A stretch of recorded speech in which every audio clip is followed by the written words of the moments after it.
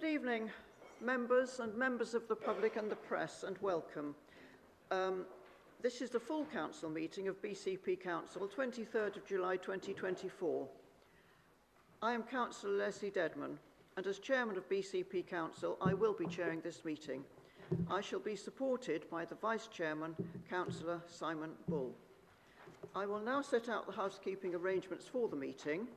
And please note that this meeting is being recorded by the Council for live and subsequent broadcast, and it will be published on the Council website for a minimum of 6 months.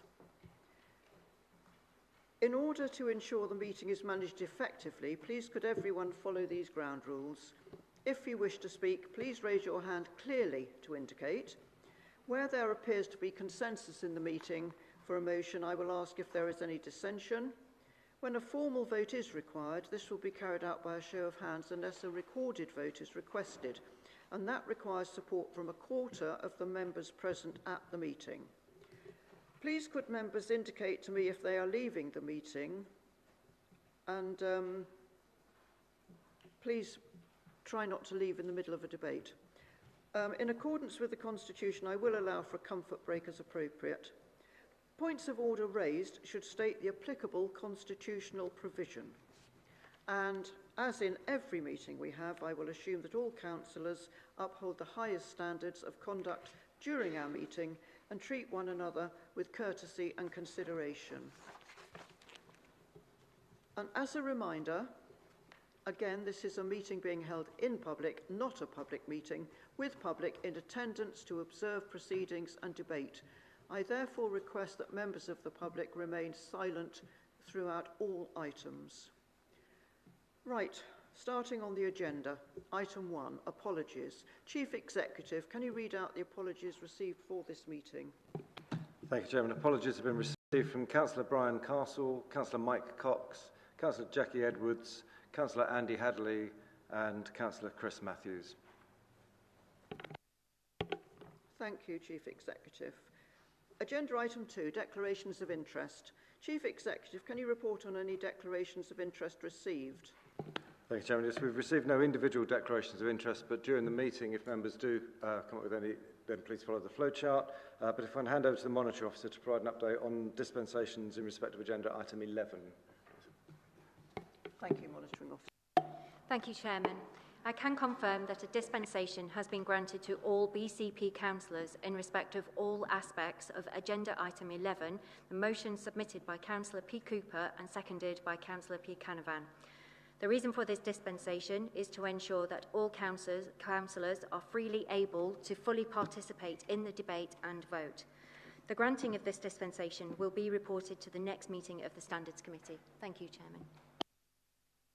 Thank you, Monitoring Officer. Councillor de Pedevin. Thank you, Chair. I'm declaring interest in item 10 as the recipient of the SRA that is up for alteration and reduction. Thank you. Are there any other declarations from the floor?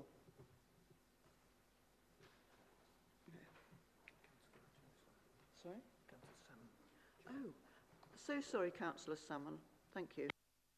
Sorry, just to check, with agenda item 11, do we still have to declare an interest?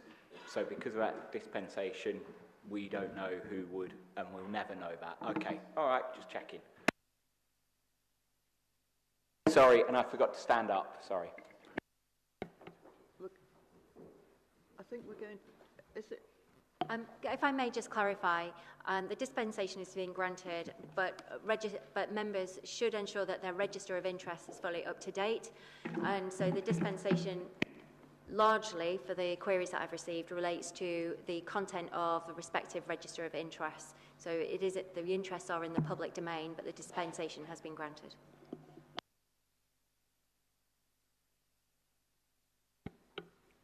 Thank you, members. I think that's all on the declarations of interest.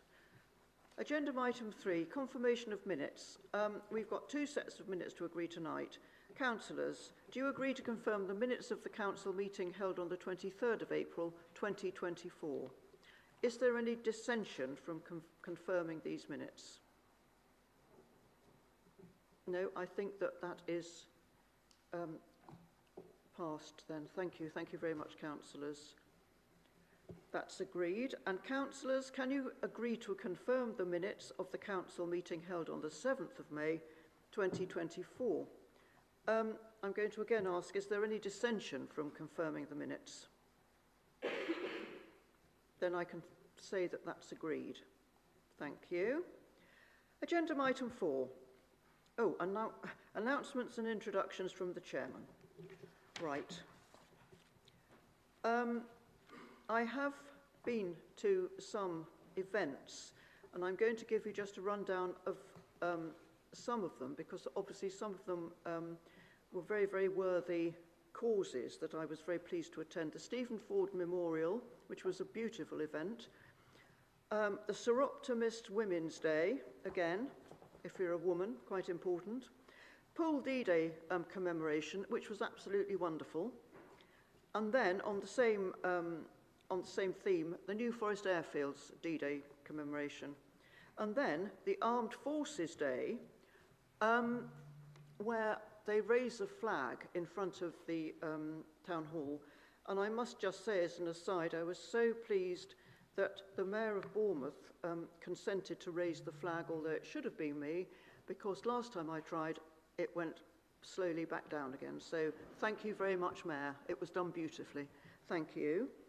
And then another Armed Forces event, Dorset Armed Forces Community Business Support Network, which seems to have just started up. I don't know if it has or not. We had an event here in the chamber, not in the chamber, I think it was in Phoebe, and it was veterans who are either starting or wish to start a business.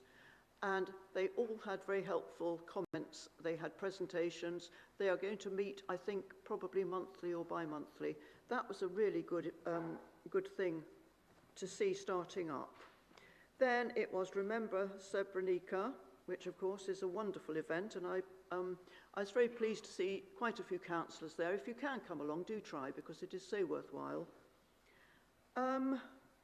Winton Library Garden, which was opened, which was, it's a lovely garden. It has been done up by volunteers, and it's so worthwhile to see all the children looking at the plants. I know the children can then go in and look at plants in the books, but when you see the plants in situ, I thought it was extremely beautifully done, and they were very welcoming.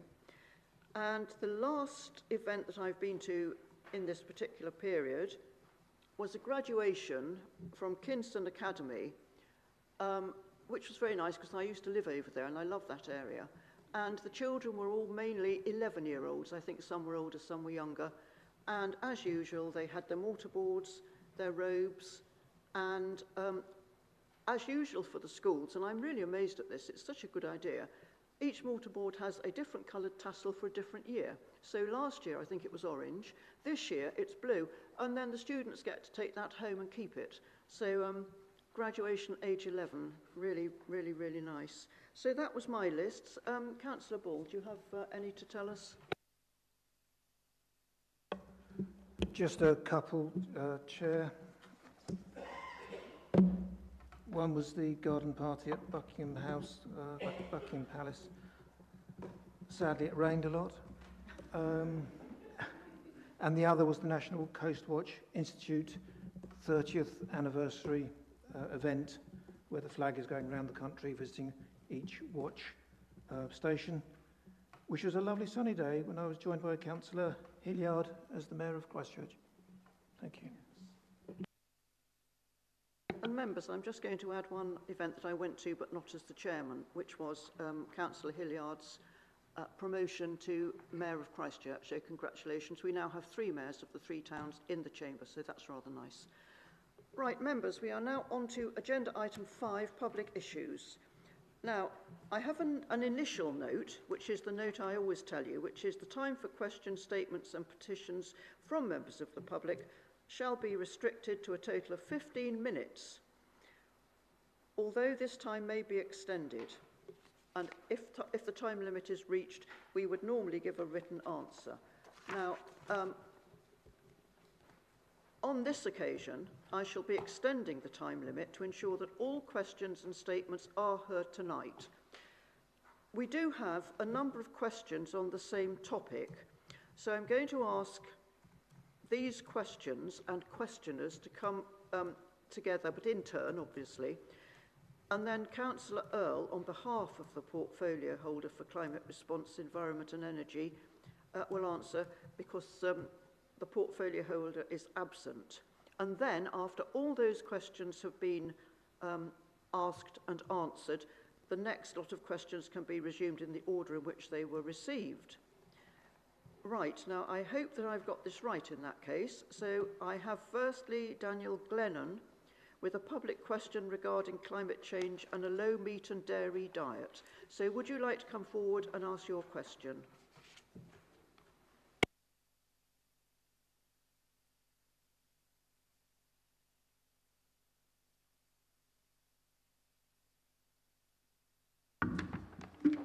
Thank you very much. So in his response to a question from a resident at the April full council meeting, Councillor Hadley acknowledged that we need to act with urgency across a wide range of measures to tackle the climate crisis, and this should include individuals considering a low-meat diet. With this in mind, will the council consider banning all advertising for meat and dairy products on assets they have control over? So, for example, lamppost banners and roundabouts. There is already a similar ban in place for alcohol, tobacco and gambling. Further, will the council commit to using its own communications channels to promote the benefits of a plant-based diet to BCP residents? These would be two easy to achieve and low-cost wins in the fight against climate breakdown. Thank you, Daniel. Now, if you'd like to go back to the other end of the room, and the next questioner, who I believe is Nicola Harris, has got a public question regarding climate change and the plant-based treaty. So, Daniel, can you stay in the chamber, and Nicola, can you come forward?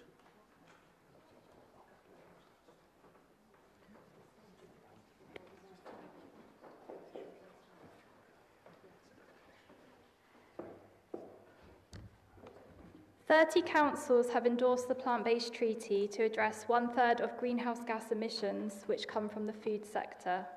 What we eat matters more than how far it's travelled, because food miles account for just a tiny proportion of emissions.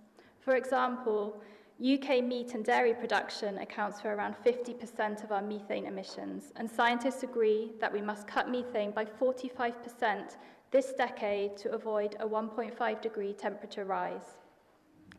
During an Instagram Q&A last September, Councillor Hadley agreed that schools could be encouraged to introduce carbon labelling on menus.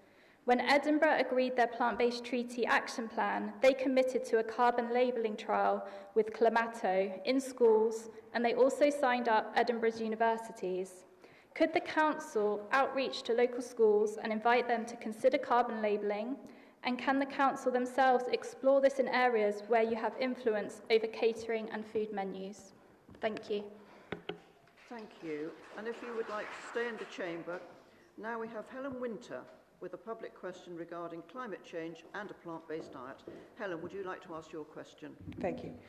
In light of the climate crisis and BCP Council's declaration of climate emergency, would the Council consider passing a motion to supply and serve 100% plant-based food at all internal meetings and events? BCP could join other councils such as Oxfordshire, Cambridge, Exeter and Norwich, who have led the way on this initiative, and signal their commitment to taking action on the climate crisis. In addition to the environmental benefits, plant-based food is the most inclusive option. It's not about taking away personal choice. Plant-based food is delicious, healthy, and for everyone. Thank you. Now we have Chris Jolliffe, a public question regarding climate change and a plant-based diet. Would you like to come forward?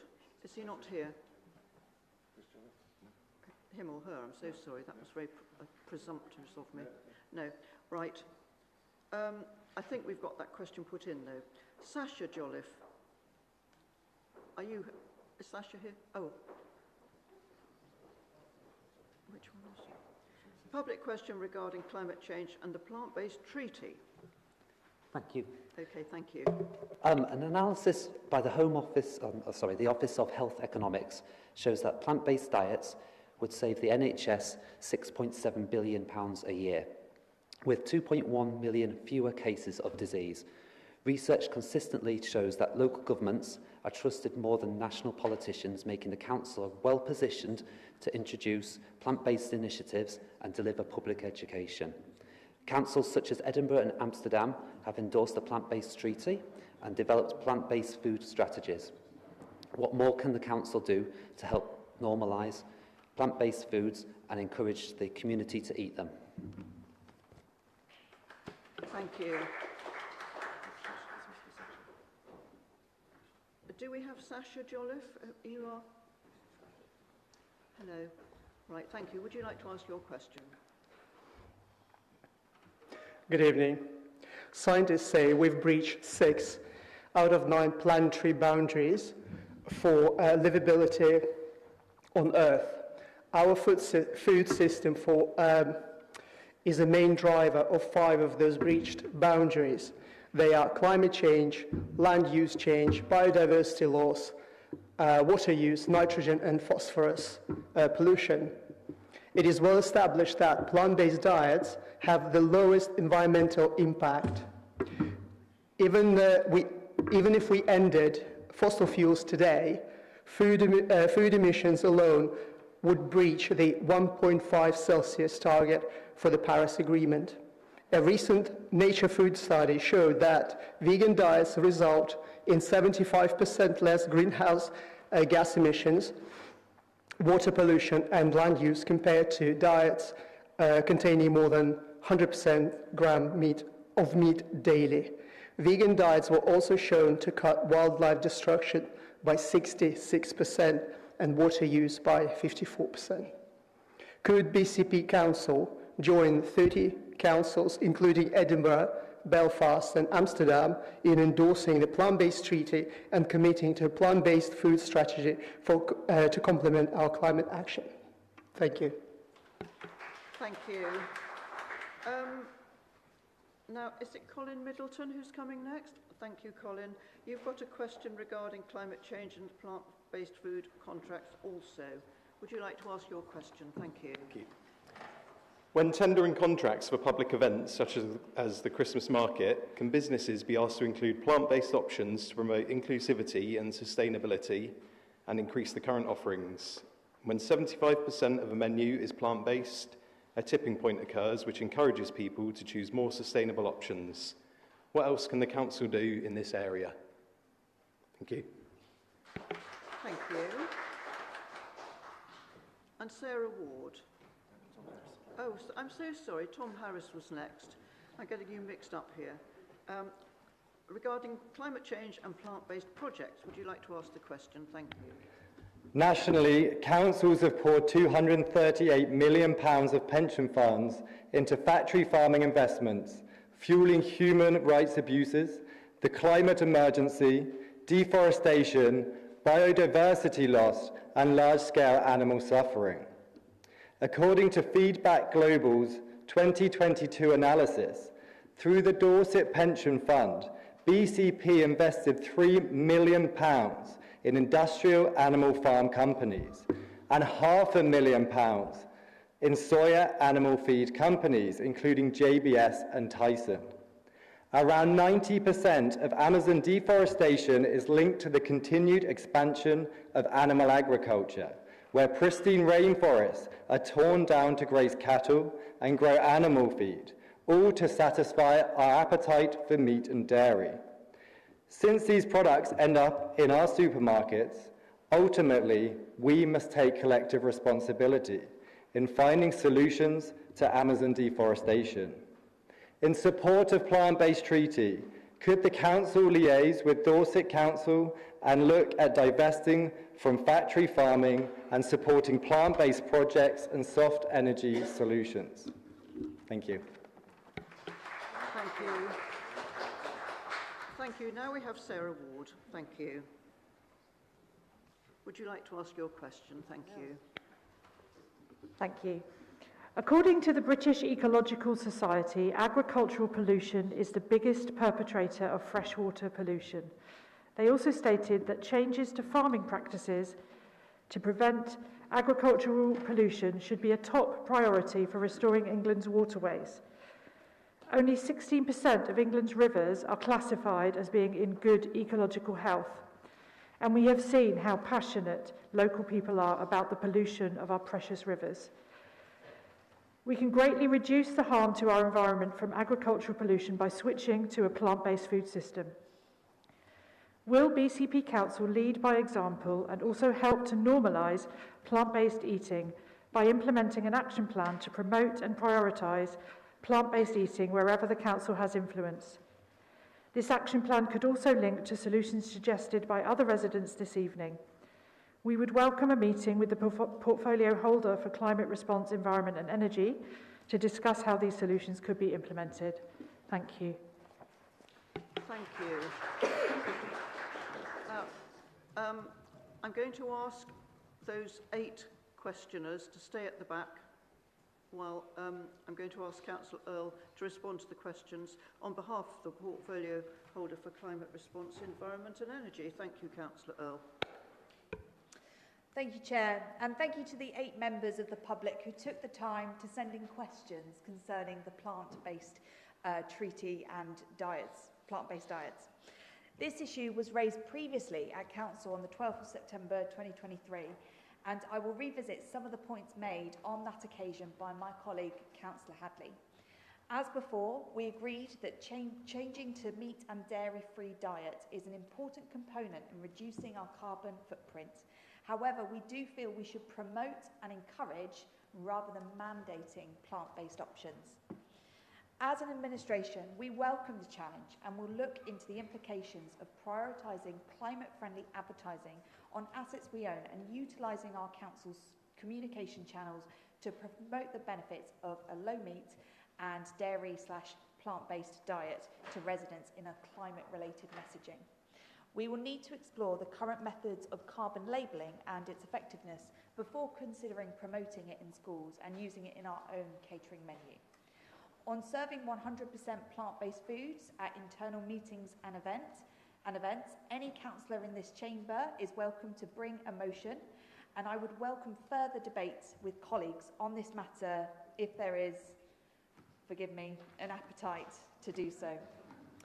The Council is not able to endorse the plant-based treaty or production of a standalone strategy. However, we do endorse encouragement towards low-meat and dairy/meat-free diets. We prefer to work with the community whilst not attempting to impose veganism, and promotion of a low-meat and dairy-plant-based diet, dairy-free plant-based diet, will form part of our climate strategy going forward. The Council does ask for a variety of food options when tendering large events, and sustainably forms part of the quality assessment for all our tenders. It is up to members of the Dorset Pension Fund to explore divesting from factory farming and supporting plant-based projects and soft energy solutions. But as a council, we can't demand this action. The Council is not able to endorse the production of a standalone action plan, but will aim to lead by example in promoting and prioritising plant-based eating where it has influence and in the community to do so. The Council believes the steps we have outlined today will help to normalise plant-based foods and encourage the community to eat them. Thank you. Right, thank you, Leader. Questioners, would you like to stay on, obviously, but go back up to the gallery? And that would be easier from us, from our point of view. And then I'm going to ask now, Julie Dinmore, who I hope is out there, has submitted a public question regarding domestic abuse shelters. Julie. Sorry? Oh, I'm so sorry. Yes, Yvonne Orchard. Yes, do come. Yes, it's. I hadn't read on it, but. And I believe Councillor Wilson is going to answer, as he's portfolio holder for regulatory services and he's going to respond. So thank you. Yvonne, can you read? This is Julie read Didmore's Julie's question. Yes, thank Right. you. Why have no safe house alternatives been made available for victims of domestic abuse? Absorbing into the community simply does not offer the support that is needed. It is callous.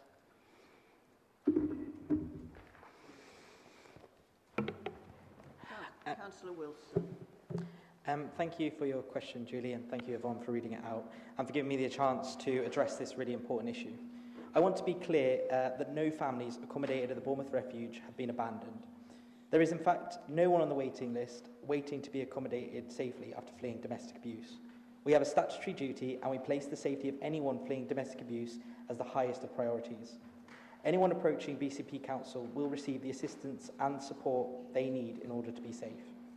For those affected by the closure of the refuge, both BCHA, our commission partner, and the Council have provided dedicated staff who have worked tirelessly to support them and move on all households, and they have all moved on to their new accommodation. Over half have moved into independent accommodation, whilst others who are assessed as still requiring a supported environment moved into alternative supported services and will continue to be supported to move on when they are ready. Every household that has moved into independent accommodation will continue to receive support to settle into their new homes for as long as they need. The decision to close Bournemouth Refuge was not taken lightly, and whilst the timing was not in line with our original recommissioning plan, the decision moves us forward into a model of provision which is informed by an independent assessment and the lived experience of domestic abuse survivors. The decision was taken in the knowledge that we have sufficient provision to continue to meet the needs of families in the BCP area until our recommissioning work starts later this year. As somebody who is passionate about the issue and has volunteered in domestic abuse services previously, I wouldn't support the decision if I didn't have those reassurances. We still have a refuge which provides self-contained accommodation with communal areas for group work and support. We have specialist safe accommodation for individuals with high needs and risks. We have a range of temporary accommodation, both family hostels and self-contained dispersed properties. Families and individuals receive support through our in-house teams and our commissioned outreach service whilst in temporary accommodation. The outreach service also delivers support to victims in their own homes, and we provide a community scheme which installs additional security measures for people to provide reassurance and keep them safe. I want to be very clear that every person who is experiencing domestic abuse has options, and the Council and its partners are on hand to provide support and safe accommodation. Our safe accommodation strategy is due to be published early next year and sets out our Council's ongoing commitment to people experiencing domestic abuse. Our commissioning plan sets out the type and amount of provision we will be procuring to meet the needs identified in our independent needs assessment. The plan is due to be submitted for Cabinet approval later this year and will reflect the most up-to-date needs data for the area. The aim is to ensure that we have a range of good quality accommodation and support with a number of delivery options to meet the varying needs of our customers. This will include refuge provision, self-contained accommodation in the community with support, community outreach and specialist support for children. I want to thank you again, yourself for reading it out, and Julie for submitting the question and for the clear passion you have on an issue that everyone should take seriously. Finally, I would just like to mention that if anyone listening to this meeting is experiencing domestic abuse, we have a 24/7 helpline which you can contact on 01202 710 777, an email inbox abusesupport@bcha.org.uk, as well as drop-ins for women on Tuesdays 10 a.m. till 12 p.m. at West Howe Family Hub, and for men on Fridays 10 a.m. to 12 p.m. at the Joy Cafe in Boscombe. And any more general information can be found at womensaid.org.uk. Thank you for your question. Thank you, Councillor Wilson, and thank you, Yvonne, for reading that for Julie. Members, we are now on to item B on that particular number, which is statements. I do have a statement from Philip Gatrell regarding scrutiny and accountability. Chief Executive, I believe you're going to read this in Philip's absence. Thank you, Chairman. Just to emphasise, this is a statement made by Philip Gatrell, and I will read his words. So, regarding the continuum of scrutiny and accountability concerns reflected in my question to Council's 23rd April 2024 meeting, the Leader's response does not dissent from the Constitution's pending addition of the monitoring officer's duty under the 1989 Act, sections 5 and 5A, to report actual contraventions of law to each member, thus conforming with Janie Berry's practice regarding Birmingham Council's constitution. References an assurance review framework which fails to address directly the maladministration and service failure complaints not reported internally to all members following Ombudsman case decisions under the 1974 Act. The 130 fully investigated cases from 1 April 2019 to 5th July 2024 includes 92 upheld complaints. May mistake the Ombudsman's 1974 Act report trigger for the 1989 Act, which obligates monitoring officer reporting to members as soon as practicable. Incongruously conveys monitoring officer reporting to members has not been practicable since Council's inauguration. BBC's 3rd May 2024 article concerning Ombudsman case 23004502 underscores these failings. That's the statement from Mr. Gattrell. Thank you, Chief Executive. The next statement is from Gillian Park regarding women's refuges. Chief Executive, as she's absent, could you read the statement for us? Thank you. So, thank you. This is a public statement from Gillian Park. I'm writing to submit a concern regarding the closure of the women's refuge and the lack of commissioning a replacement service in its place.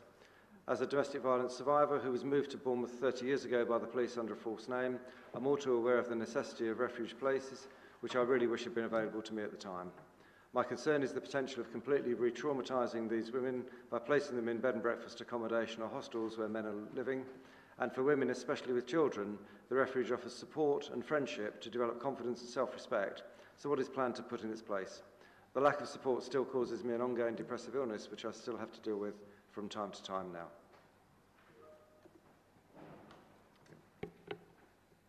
Thank you. That was Gillian Park. The next statement is from Elizabeth Glass regarding restoring Bournemouth to a prime tourist destination. Chief Executive, could you please read the statement in Ms Glass's absence? Thank you. Thank you, Chairman. This is a public statement from Elizabeth Glass. The UK 100. Were we asked if we wish to achieve net zero harder and faster than required by government? Were we asked whether we'd be happy to forego such things as pothole repairs and lose amenities such as Kings Park Nursery, paddling pools and car park closures to pay for it? A which survey for 2024 ranked Bournemouth 79th and Poole 88th out of 126 seaside towns, down from last year. Instead of following the globalist agenda, the Council should use its resources to restore the conurbation back to a prime tourist destination. This will provide far greater benefits for the people and businesses in the area. I urge the new leader to withdraw BCP from the UK 100. Right, thank you for that. John Sprackling has submitted a statement regarding improving Beach Road car park. Chief Executive, as Mr Sprackling is not here, can you read his statement for us? Thank you, Chairman. This is a public statement from John Sprackling.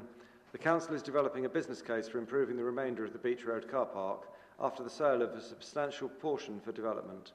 I believe that this is unlikely to stack up financially due to the costs incurred on the improvements relative to the northern part of the site and any road parking income. The Council should appraise options by assessing the future of the entire site as one project, so the proceeds from the sale can, in part, be earmarked to assist with the costs of improvement of the remainder. In this way, there is likely to be a better outcome for taxpayers. Thank you. Thank you. Now, Philip Stanley Watts has submitted a statement regarding international relations and twinning. I see you at the back, Philip, so yes, please come forward and read your statement.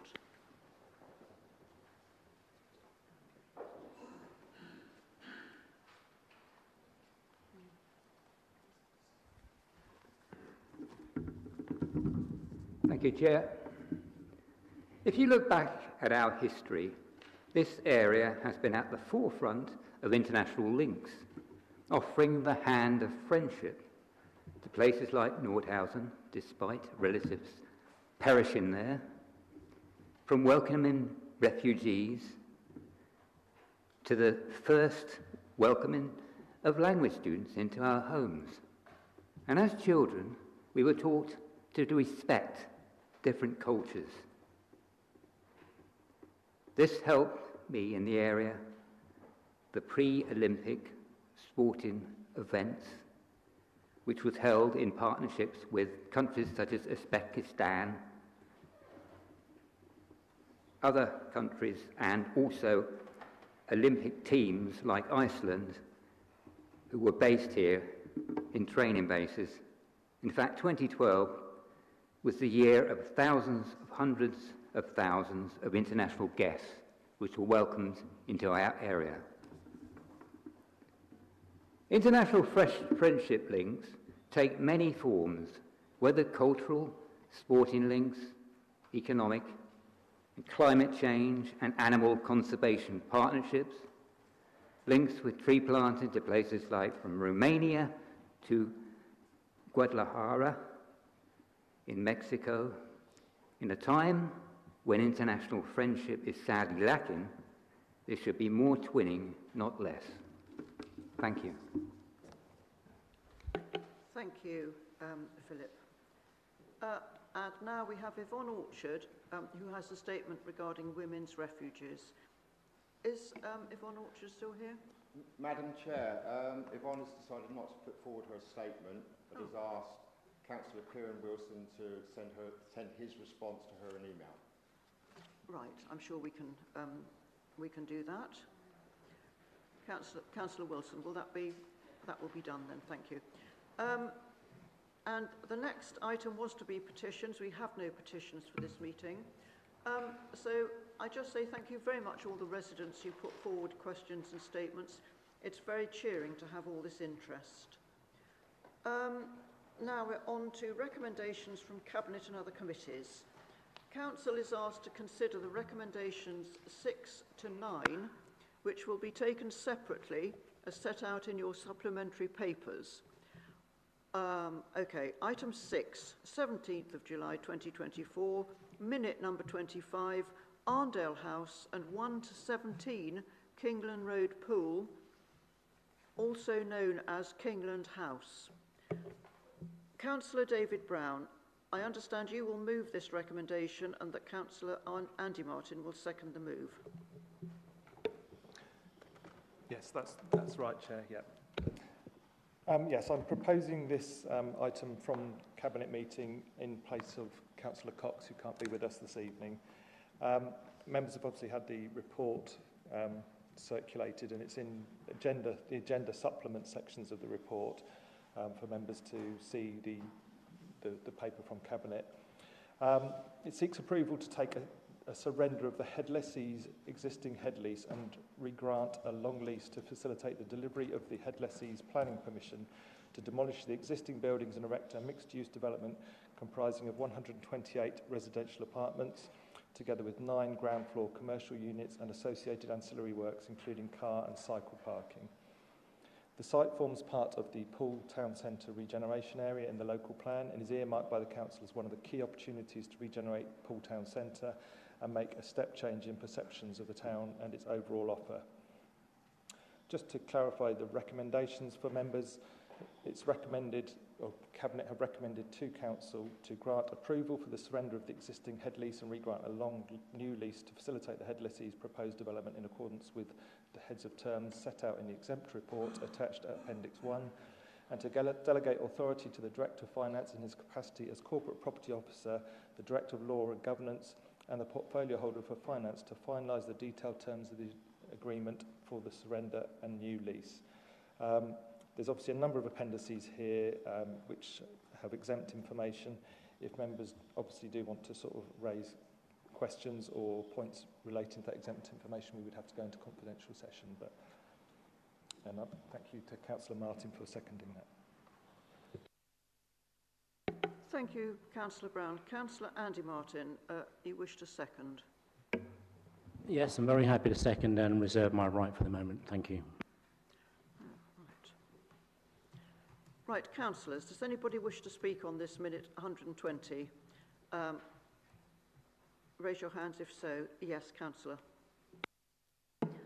Yes, I'd just like to say that I welcome the fact that we're going to get something moving on this site, because at the moment it really needs to get going, and welcome the building of new homes.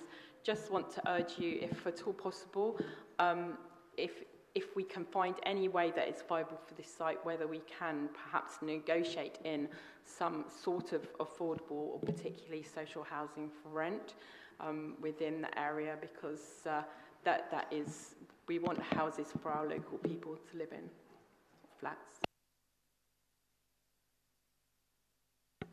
Thank you. Any more councillors wish to speak? Or Councillor Martin, as you've reserved your right, do you wish to use that right now?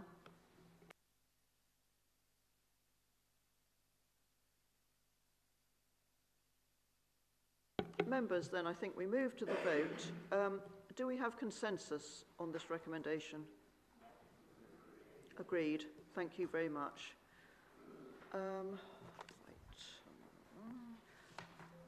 So we're on to item 7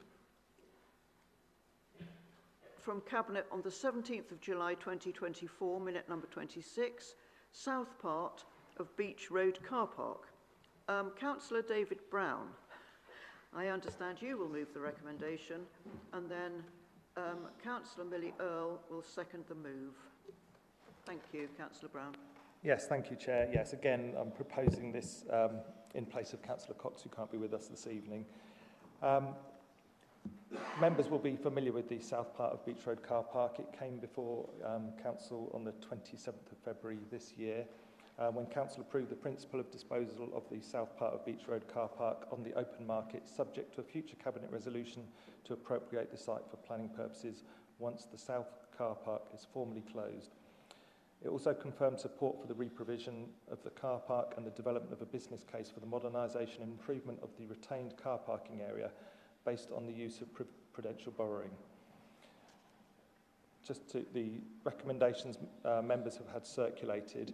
Obviously, there's been a public consultation since and a number of representations, and within the report that members have, paragraph 24 details answers to the representations that were made. So hopefully, if members do have questions, then those answers are there within the report under paragraph 24. I'd just like to highlight paragraph 26 also highlights that this site was allocated for 60 homes almost 6 years ago within the pool local plan, which was adopted in 2018. This is an underused land, as members will be aware of from the previous discussions in February, which should be disposed of and allowed to generate much needed housing and a capital receipt for the council to use towards its transformation work. I won't read through all the recommendations because they're slightly longer in this one, but members have them in their papers. Thank you, Councillor Brown. Councillor Millie Earle to second, or should I say now leader? I'm so sorry. I'm happy to second, but we'll save if I want to say anything else. Members, does anybody wish to speak on this recommendation? Oh, yes. I'm sorry, Councillor, yes. Thank you, Chair. It's well documented that the partial sale of Beach Road car park goes back some years, although I'm still concerned over a couple of issues. And I won't even go there on there's been a public consultation because you're not very good at listening to those. Anyway, firstly, we do not seem to be looking at any possible new evidence. It's stated in the report that the car park doesn't generate much revenue. It's closed for 6 months of the year. It's not well signposted even when it is open.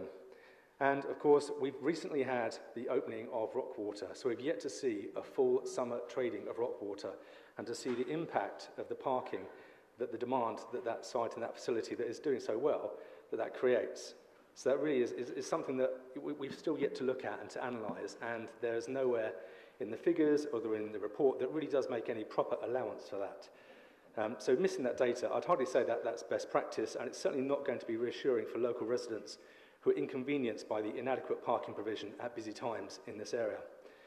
However, I've no doubt that this administration will stress how much the capital receipt is needed, and we come to my second concern, which is that we're not going to realise the maximum value from this land sale. Yet again, the residents and council taxpayers of BCP risk being shortchanged by this administration through the sale of a valuable asset at a discounted rate. There does seem to be a bit of a pattern appearing here. And finally, just a request, because let's face it, this sale will go through, you will push it through. We're assured that the retained half of the car park will receive investment and reconfiguration. And so could I request, as a ward councillor and on behalf of my residents, that the site is appropriately target hardened as part of this process. Thank you. Thank you. Councillor Broadhead, did you indicate? Thank you, Madam Chairman. I agree with my colleague and won't be voting in favour of this, albeit for some similar but slightly different reasons. We heard from a member of the public, Mr Sprackling, earlier on, who wasn't able to be here tonight, but made some really important and really valid points around the car park, notably that there should be a kind of holistic plan around this. Rather than just arbitrarily dividing it and dealing with one piece at a time, there should be a plan on how we should deal with this important asset. And of course, Chairman, that's exactly the plan that we had about a year and a half ago. And I find it absolutely incredible that in this paper and in all of the considerations that have been made on this, there has been a complete willingness to ignore all of the previous work that had been done by the previous administration and others on this important site. So about a year and a half ago, we did come up with what Mrs Bracklin said we should do, which was a full plan for this site, which had us protecting and even increasing potentially the public car parking on the site by putting it onto one half, a little bit like this plan, but to do that in conjunction with a plan for the southern half. And in the southern half, this council approved to move forward and develop an adopted planning brief in place for the second part. So an adopted planning development brief, a supplementary planning document that would provide certainty for future developers, planning expectations for the site. And then our plan was to, if we were going to sell it, attract high bids by considering offers made subject to planning with the benefit of that supplementary planning document. That is the best way to assure best value on this site. Instead, we've got a plan that splits it arbitrarily, doesn't make any provision, as we've heard from my colleague, as to protecting or increasing the car parking in the future, and completely ignores the concept of best value. Because I'll remind colleagues in this room, what you are approving in this paper here is also approving the plan that was brought back to this council by Cabinet earlier on this year. That plan is to dispose of this site on an unconditional basis. So that means not using any of the information that the council has to hand and has spent money on. To give you an idea about what some of those are, we've got architect drawings, we've got surveys, we've got many more things that were done as part of the outline business case for this south part of the site, which put together is worth a tremendous value to potential developers, because that's who is going to buy this site. Instead, we're not only not offering any of that to the developers, we're telling them to ignore it. We're not entering into a position where we can get best value by even thinking of a subject to planning deal. And a little bit like we've seen before, as my colleague has said, whether it's a Waitrose car park or Wessex Fields, we are letting the taxpayers down by not getting the maximum value we should be for this site. So I agree with Mrs Bracklin. We should have had a better plan for the site. We had one, we've ignored it, and I'm absolutely convinced this is not a good deal for the taxpayers. Thank you. Thank you, Councillor. Do we have any more speakers? Right, leader. Ooh, new name. Yeah, I think it's really just to address some of those concerns made by the Conservative group. And I feel like this is deja vu. We have done this paper and this topic of the South Beach Road car park to death. And I really would just like to see us be able to move on and get it through the council and be able to get on with actually somehow developing that site, because it has been a long time coming. I think really, just to respond to Councillor Broadhead, for me this council tries to do everything. It tries to get involved at every level. It tries to deliver when actually it's not realistic for a local authority to deliver anymore, because we don't have that access to capital funding that we have had in the past, and we struggle with being able to borrow at today's interest rates. Now we do actually want to get something onto this site, and I think if we can deliver some additional housing on there, that would be amazing, but we're not going to be able to do it alone. We need to have a partner with us. But more so, what's important to me, and the reason why I am voting for this, is actually the potential of bringing the car park back into use. That car park has been neglected for decades by previous local authorities. It's been allowed to, the tree roots to grow up. It's been allowed to kind of become derelict, and actually a vast number of the car parking spaces there are not fit for purpose.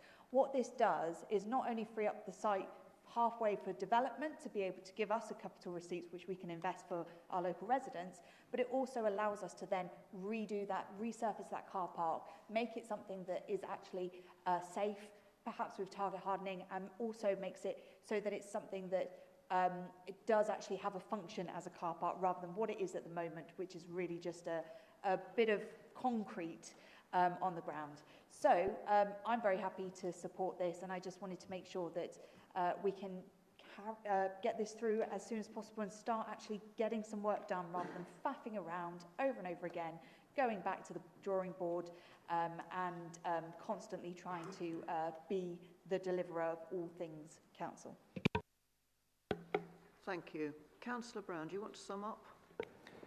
Yes, thank you, Chair. Yeah, I will just sum up. And yeah, I suppose it's a little remiss of me that I should thank Mr Sprackling for his interest in this. He did raise a question at Cabinet, which Councillor Cox responded to. And I note his statement this evening as well, which I'll ensure that the portfolio holder is aware of the point that he's raised in his statement this evening. Just in response to the points that were raised here about not getting best value for the site and being shortchanged, well, the ward councillor and other members, were members of the previous Poole Council administration, which allocated this site for development 6 years ago in the Poole local plan. And the leader of the opposition talks about the plans, but there's been plans and there's been discussion, there's been dithering for 6 years now. So rather than dithering and not moving ahead, the Three Towns Alliance administration is moving ahead with this and being decisive and wanting to actually get spades in the ground and things moving. The point raised about the concern about selling it with or without planning permission is covered in the report under paragraph 24, section 8. It talks about obviously where people had raised that similar concern about the pros and cons about selling with or without planning permission. And I think it's just important for us to get on with this. It was debated at length in February as well. We need to allow housing development on that site. We need to have the funds to actually improve the car parking facility there. So we have actually got a really decent, usable car parking facility as well. We need to generate the affordable housing contributions from the development of this site that will come forward. And I think actually I'm quite pleased from what I've heard from the new Labour government. They've talked a lot about wanting to push ahead with stalled housing developments right across the country. And in many ways, this is one of our own stalled sites that's been sat there desperately in need of development, and I think we need to push ahead with that. Thank you, Councillor Brown. Now, members, I'm going to ask for a show of hands on this minute, which is obviously the recommendation south part of Beach Road car park. Thank you. All those in favour of the recommendation?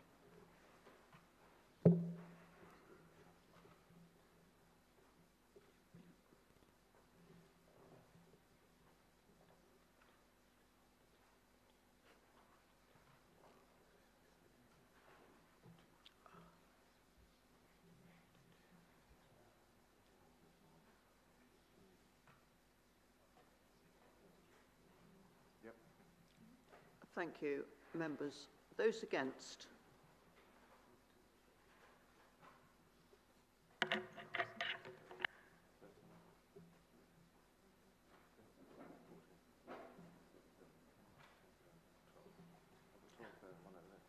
Where? Oh, yes, Hazel. Thank you. And abstentions? I think not.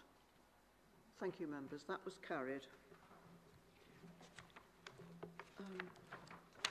Moving on to item 8, Cabinet 17th of July 2024, minute 30, Adult Social Care Transformation Business Case. Councillor David Brown, I understand you're going to move this recommendation, and then Councillor Jeff Hannah will second the move. Councillor Brown. Thank you, Chair.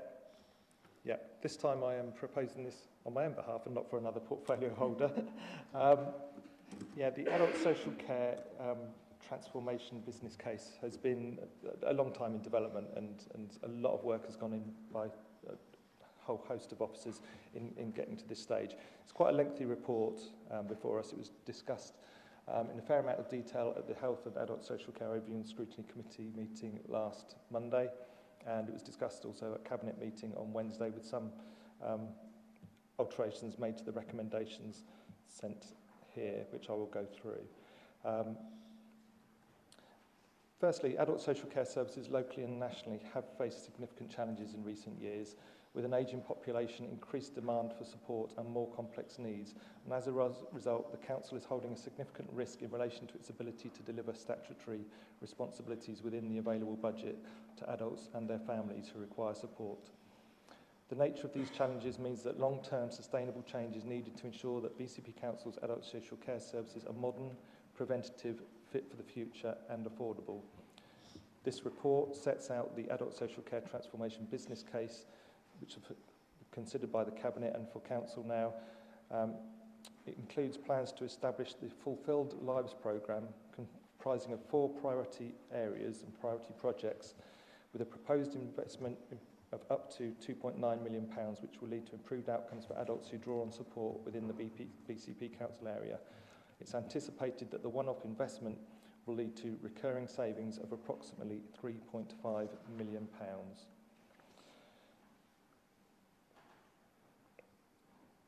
Right. This sort of transformation and changes to the way of working, it's not new to adult social care, but probably of this scale it is new. The adult social care team over many years have been used to changing the way that we work and managing the system to work for clients, and also be able to sort of be deliverable within the budgets that are available for adult social care. The Fulfilled Lives programme proposed in this report has 4 main projects looking at how we work, looking at self-directed support, support at home and short-term support. The costs and benefits are detailed within paragraph 23 of the report. It's not just about saving money, and in fact it's mainly about improving services and improving the way that they're delivered to be more effective for people, and from doing it we can save money as well.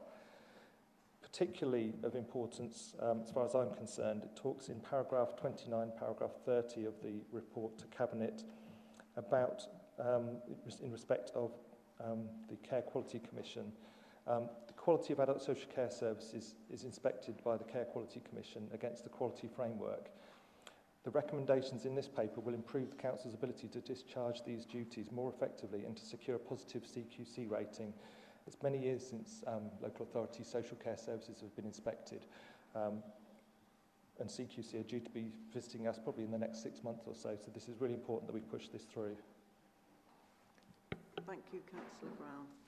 Just about within, no, not really within, but thank you very much for that. Now, Councillor Hannah, you're going to second this. Happy to second and reserve my right to speak. Thank you, Chair. Members, do we have members wishing to speak on this? Yes, Hazel. Sorry, I can hardly see you.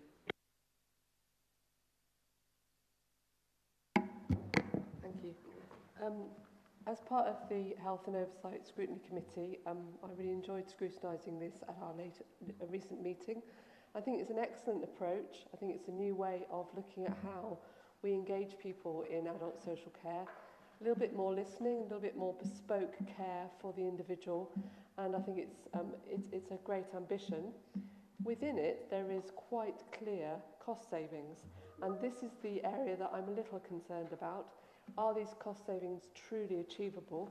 And I do think that it's really important that Health and Adult Social Care scrutinise this very closely at the points within the programme where there's going to be a break and we're going to have an opportunity to look at it, just to make sure that we are not just improving care, but that we are delivering the cost savings for the Council that are recommended within this paper. But overall, I'm very positive about it. I feel that it's a good approach, it's a good way forward, and I think that it's something that we should support. Thank you. Thank you, Councillor Allen. Any more members indicating? Councillor Hannah, then, would you like to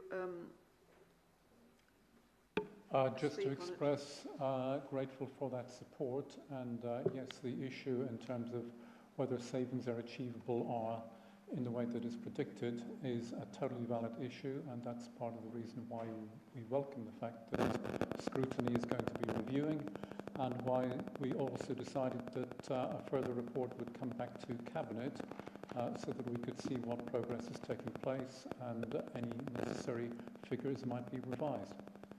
Thank you, Chair. Thank you, Councillor Hannah. Right. Councillor Brown, do you wish to sum up? Yes, thank you, Chair. I will just sum up. And that was a very sort of good and appropriate question about whether the savings are deliverable. And I think the complexity of the adult social care system, it's not a case of, oh, we'll spend this money on recruiting these sort of staff, they'll do this work, and it will result in the saving. It's a case of managing the adult social care system.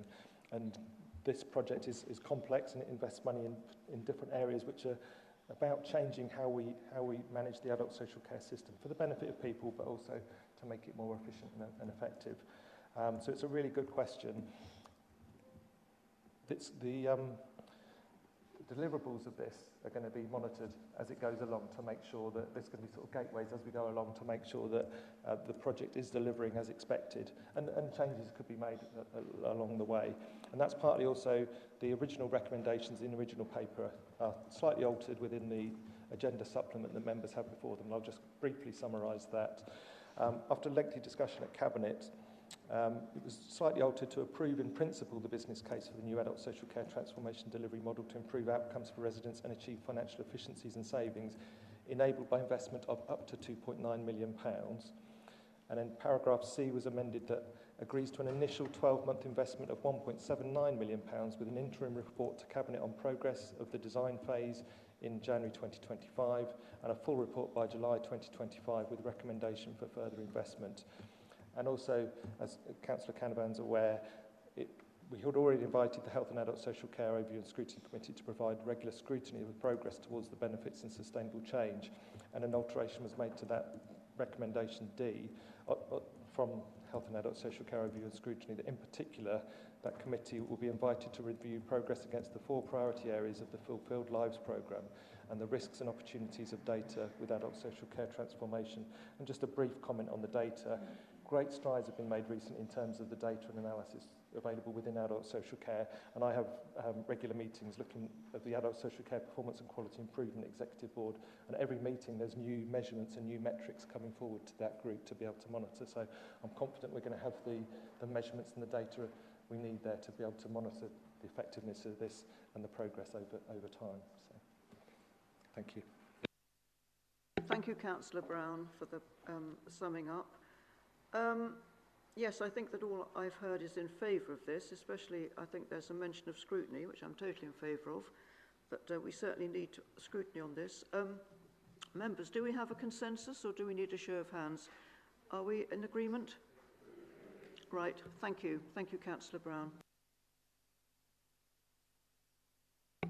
Right, item 9. Cabinet 17th of July 2024, Minute 33, Youth Justice Plan 2024 to 2025. Councillor Burton, I'm so sorry, I thought you were sitting here as you used to, perhaps. I understand you're going to move the recommendation and Councillor Wilson will second the move. Yes, thank you very much, Chair, and I like to try to keep you looking around the room, so moving seats is always fun. So yes or no.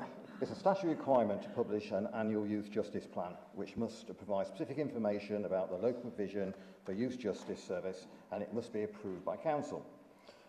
Before I start, I'd like to thank the report author, David Webb, for writing a very readable and informative report. I'm sure everybody's read it. It was a nice report to read. This was brought to Cabinet. Where it's unanimously approved. Where I spoke in more detail about it, and then we had some debate and some questions. But I'm just going to highlight a few of the important points now. So the report tells us that the rate of young people entering the justice system for the first time improved significantly in the past year. The combined Pan-Dorset rate of 161 per 100,000 10 to 17-year-olds entering the justice system for the first time. This represents a 30% reduction on the previous year. One of the main reasons for the recent reduction in first-time entrants is the work done between the Dorset Combined Youth Justice Service, Dorset Police and BCP Council targeted support services to divert children from formal justice outcome. So actually it was mainly the BCP work that helped take the numbers down by the 30%. Most of those who entered are in fact vulnerable young people. Research shows that most of these young people are first known to the police as victims. I think we should all remember that. They have often experienced significant trauma in their early life. Work has been done to help identify those who are at risk of offending, and early intervention work has been done with many of them. This approach is new and innovative and seems to be making a difference, improving outcomes for young people and stopping more people from becoming victims. This work also has positive impact on behaviour at school and lessening the risk of exclusion. Young people who are excluded are much more likely to enter the youth justice system. Targeted work here achieves many positive outcomes. A couple of areas that we need to be aware of is that young people from minority ethnic groups and young people in the care of the local authority are overrepresented in the youth justice system, and particularly in the youth custody population. I know that I don't have to remind everybody in the chamber that we're all corporate parents, and those in care of these children, they are our children. And so we need to keep them in our minds at all times.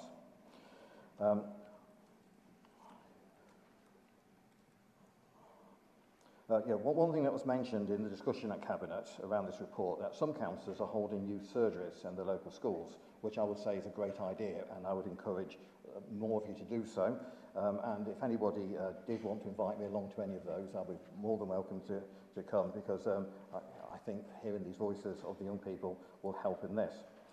Saying that, hopefully we'll all agree that this is a very positive report overall, and we'll agree to accept it. Thank you, Chair. Thank you, Councillor Burton. Councillor Wilson, you're going to second. Thanks, Chair. Happy to second.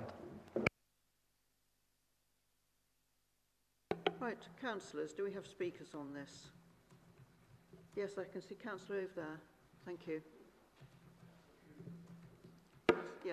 Yes, I remember this time last year when the Youth Justice Report came out, and I asked the question about studies about the correlation between the devastation of youth services under economic policy and the kind of infrastructure that we had right across the conurbation breaking down, and that I don't think that we still have any information of that correlation of positive voluntary interventions where young people can mix and integrate with others and with adults who are concerned with their well-being and welfare and their freedom to be.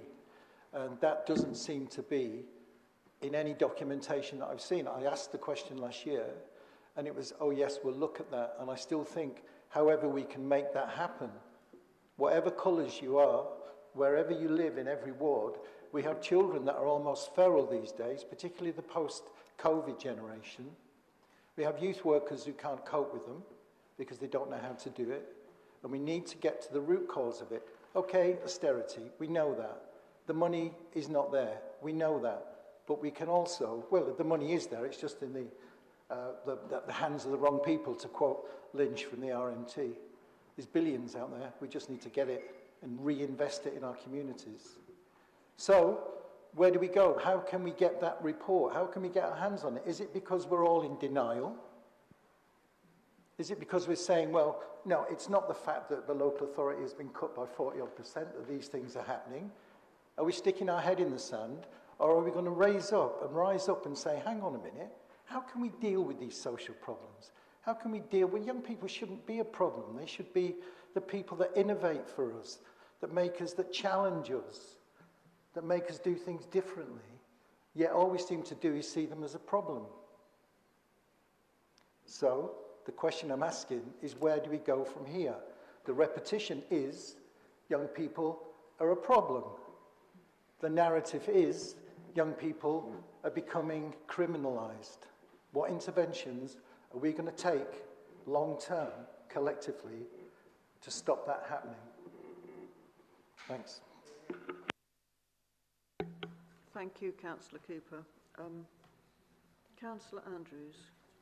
Thank you very much. I have a couple of questions, really. I see that this report has also got to be adopted or accepted by Dorset Council. Has Dorset Council already accepted and adopted this report? Also, this youth justice plan is for 2024, 2025. The other question is, obviously, or presumably, there's going to be one for 2025, 2026.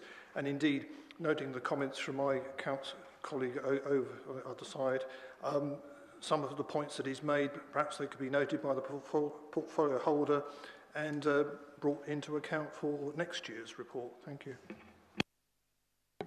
Thank you, Councillor. Councillor Trent. Thank you, Chair. I just want to support some of the things that have been said, because I do think there is this underlying issue, and I welcome the trends in this report, but the underlying issue that people regard young people as a problem, and that isn't the case. And I do think that we have had a situation where, due to austerity and so on, youth services and support for young people has reduced as a overall thing. And I know I've been trying to get youth services to actually even answer emails on getting a bit of engagement, because in the area I represent there's been some major antisocial behaviour during the course of the year, which is actually damaging a very valuable environment. And but I think the way to deal with it is to engage with more young people, and we're looking at ways of trying to get funding from the Police and Crime Commission and other sources to try to correct that. So I think that we do need to redouble our efforts to get as much in the way of resources into helping our young people as is possible. And you know, so I agree with that point, and I do think that, you know, we need to accept this, but we need to think, how can we actually engage our young people more so there isn't this underlying problem. And I'm just going to put another theory, and that's that a lot of things seem to have deteriorated quite badly since COVID, and I've got a feeling that the loss of contact during the COVID period of time with young people and youth services and other services, I think has got to be part of the problem. So I welcome what's there, but I think that we do need to look at some of the underlying causes and see if we can help. Thank you. Councillor David Martin. Thank you, Chairman. Yeah, echoing Councillor Trent's comments there, I think we absolutely must engage young people. Councillor Burton's already covered off, I know, a number of councillors in the chamber tonight do youth surgeries with their local schools, and I know how powerful they are. I've been into 3 local schools, one in Christchurch, 2 in Highcliffe, and have heard firsthand from teachers and, most importantly, from the students, and what they have to say is powerful and shocked me. I don't remember worrying about half the things that kids worry about, our young people worry about today, and I've discussed it with a number of people. They have huge challenges in the modern way of living, and COVID has not helped aid that at all. So again, I urge, for those that haven't, please, if you have the time, to get into your local schools, because I believe that engaging with the young people is crucial as we move forward.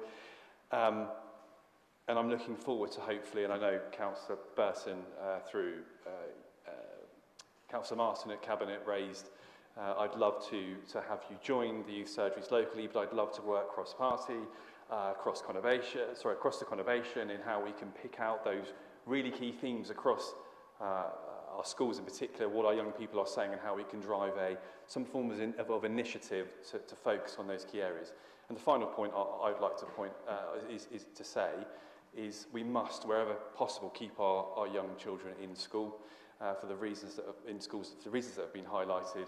They are often the most vulnerable. They're often in environments that a lot of our young people don't have to worry about. They are looking after family members. They are in vulnerable situations. So again, Councillor Cooper's comments, our young people are often seen as the problem. They're not. They're the future, and they need our support and our engagement to support them in being able to have the best possible opportunities wherever possible. So thank you.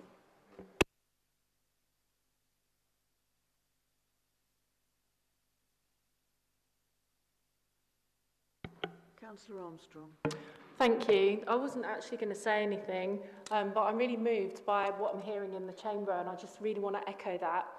I went into my old junior school a couple of weeks ago, where I attended there when I was about 8, and to go in as an elected councillor representing that area and being able to speak for those, with those young people and hear their concerns was incredibly powerful. It was a really, really inspiring experience, but equally very concerning when you hear the examples, young people telling their stories and sharing what was going on for them. All I can say is I think we really need to start young. We need to get in that. It was years 4 and 5 who I spent time with, so young people that were aged like 9. They do understand about how democracy works. They do want to engage, and they really need our support, to enable them to do that. We took a vote. I think there was about 120 young people that I spent time with in a morning, and we took a vote about the voting age and when is the right age for young people to start engaging. They were all saying it was under 16. They felt, actually some of them were saying, as soon as you're like 8, as soon as you're 12, but actually talking through with them what that means and why it's important. I think we need to be reaching them there. And so I think anything that we can do to have young surgeries with young people, we need to be doing that. Young people open up and they share about all kinds of things. And one thing that I saw in this report that really concerned me is about the insecurity of the funding. So we've got some really great partnership work going on with our agencies and in communities, but we've got no surety about the funding of what comes next, and that's not good enough. Thank you. Are there any more speakers? Yes, Councillor Brown.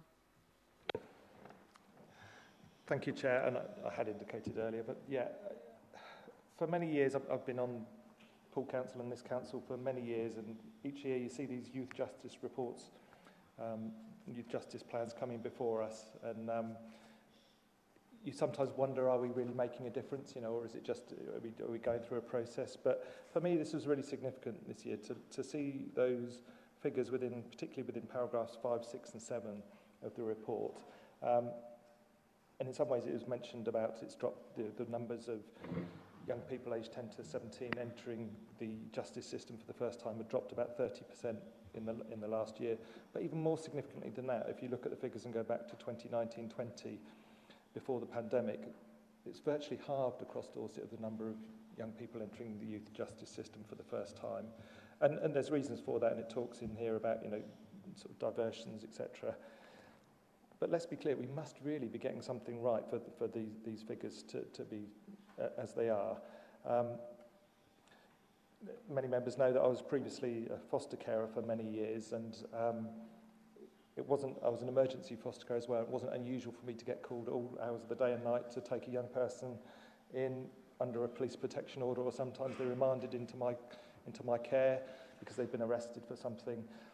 And I know for a fact that by diverting them away from the justice system, this is life-changing for some of those young people to be able to, the partnership working, to be able to sort of work with those young people to keep them out of the justice system is really life-changing for some of those people in my experience.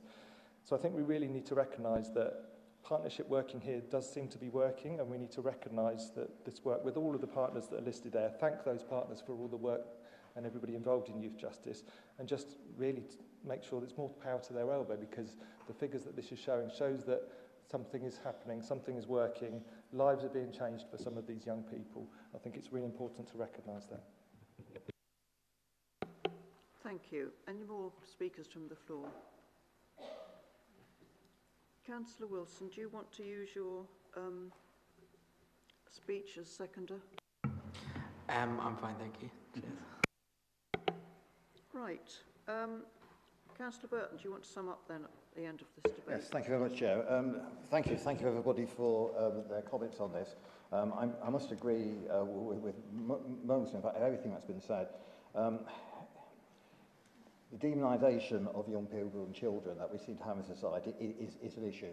You are quite right. Children are not born wrong-uns. They're not. Trauma and things that happen in their life often means that through their lives they make wrong choices and then become vulnerable to people who themselves become victims. The Youth Justice Plan is a way of looking at to support those people. Now, I would say that interventions are in this plan. And you can see that the interventions that have been made have made a difference. That's why we've got the 30% drop. I don't disagree that we need more. You know, those people in Cabinet with me would know that I would spend the whole of BCP's money on children and young people if I was allowed to. And unfortunately, they sometimes have to stop me. But that's where I would go. So I do not disagree. Whether we adopted it before Dorset or Dorset, I'm sorry, Councillor Andrews, I don't know the answer to that question. I'm like to think we might be first on this one. I can look it up and let you know if you wish. Thank you, Chair. Thank you, Councillor Burton. Right, I think we've had a very good debate on that. I must say that I attended as chairman the Youth Parliament, and some of the speeches there, as I think Councillor Martin mentioned, these young people have so much to worry about, and it really is quite frightening. Right, so we now have the recommendation before us. Can I say that we have consensus? Do we need a show of hands? We agreed. Thank you, members. I know that we're getting towards our break time, but I want to go on, if I may, to agenda item 10, and then we want the additional one. So if I can ask the leader to propose the recommendations on item 10, Members' Allowances Scheme 24-25. Thank you. Thank you, Chair. So this paper seeks Council's approval of the scheme of members' allowances for the 24-25 year, based on the recommendations of an independent remuneration panel who did an interim review of those allowances prior to a review which is coming up in the autumn. The consideration of the appropriate allowances by the independent remuneration panel was requested by the formal leader of the council. It was to reflect the re-establishment of the Overview and Scrutiny Board, to reflect the new planning committee structure, to reflect the creation of the new lead member roles that assist Cabinet, and the appointment of independent members to Environment and Place Overview and Scrutiny Board. Having investigated, the independent panel has made recommendations on the Planning Committee Chair's special responsibility allowances, allowances for independent members of Environment and Place Overview and Scrutiny, and that the other allowances are kept the same pending that full review later this year and early next year. The recommendation to Council is to adopt the recommendations of the independent panel. Thank you. Thank you, Leader. And I think, Councillor Burton, you want to second these recommendations? Yes, I'm very happy to second that, and I reserve the right to speak. Right, members, does any councillor wish to speak on this? Councillor de Pavwin. Thank you, Chair. I've already indicated that I have an interest in this item because I am actually the only member who is going to be facing a cut in income should this be passed tonight. But I'm not upset about that because I think it's entirely justified that the chairs of the two planning committees should be receiving a smaller SRA than I did as chair of one. And that is a point I made when I was interviewed by the panel. But the issue I raised with them, which, because this is only an interim report, hasn't been dealt with, but I hope will be in the future, is the situation should the same person chair both committees, which is quite permissible under our constitution. And I think some people thought that that would be happening now, but it isn't. We have, obviously, we can only normally claim one SRA, normally the biggest of whatever we're entitled to. But if the same person is chairing both planning committees, I think they should be adequately remunerated. I would expect that it would go back to the old system that they are paid, get the same SRA as, for instance, the chair of audit and governance, that sort of level, which was the level previously. But otherwise, I'm happy to accept a pay cut. Thank you, Councillor. Any more speakers? Yes, Councillor Cooper. Just by fleet of foot, really. I was asked as a I was a project development officer of a charity down in Cornwall which worked with children, young people and their families to reorientate them back into public life after severe abuse. And I used the creative arts to do that. And the guys from Trelisk Hospital said, "Oh, Pete, you're really good at that. Why don't you become a champion? I just think we need to think about this." And the consequences of me saying yes was quite, not traumatic, if you like, but it had a massive impact on the charity because everybody wanted a piece of the pie. So I think the role of the champion is a really good thing, but it really needs to be thought about in terms of the increase in workload that might come in. And I would ask it to be considered in the next year's allowances to do a little temporary, you know, how much work does it generate, that kind of thing. I think it's quite related, but err on the side of caution, but jump in with both feet. Councillor Adams, I think you had your hand raised. Yeah, thank you. I'll try and be brief and less loud. Well done for taking a pay cut. That's very gracious of you. And I know from being on both planning committees, it is a lot of work, but I'll be quite brief. Basically, I thought we were skin. So at the time of the discussions in the Place Scrutiny Board, I was against creating the 2 new roles for the independent members, and I think I was by myself in that, just because, in my view, it was outsourcing some of the scrutiny function, which is our job, and a lot of the benefits could have been achieved by increasing public engagement in the committee through other non-incurring cost-like means. Likewise, when we're skint, I also disagree with creating the second planning committee, as it's essentially spending money on council bureaucracy when our services are being cut, even though the more reasonable meeting lengths are a massive benefit. So I am warming to it slightly, but not to the extent that I can justify wasting residents' money on it. So these changes only represent a net increase of 8 or 9 grand a year, but that's 30 grand over the next 4 years. So in my view, that's just not justifiable on top of the other costs. It could be spent on something that people actually want, like Red Hill Paddling Pool. I think that would be enough to keep that going in perpetuity. So for that reason, and those reasons alone, I'm against it. Thank you, Councillor. Councillor Howell, were you wishing to speak? Yes, thank you, Chair. I was a little bit confused in the report about the indexation point. It seems to me that we said that we've had not indexation for 1 year, then indexation for the next, and now we're going back to no indexation.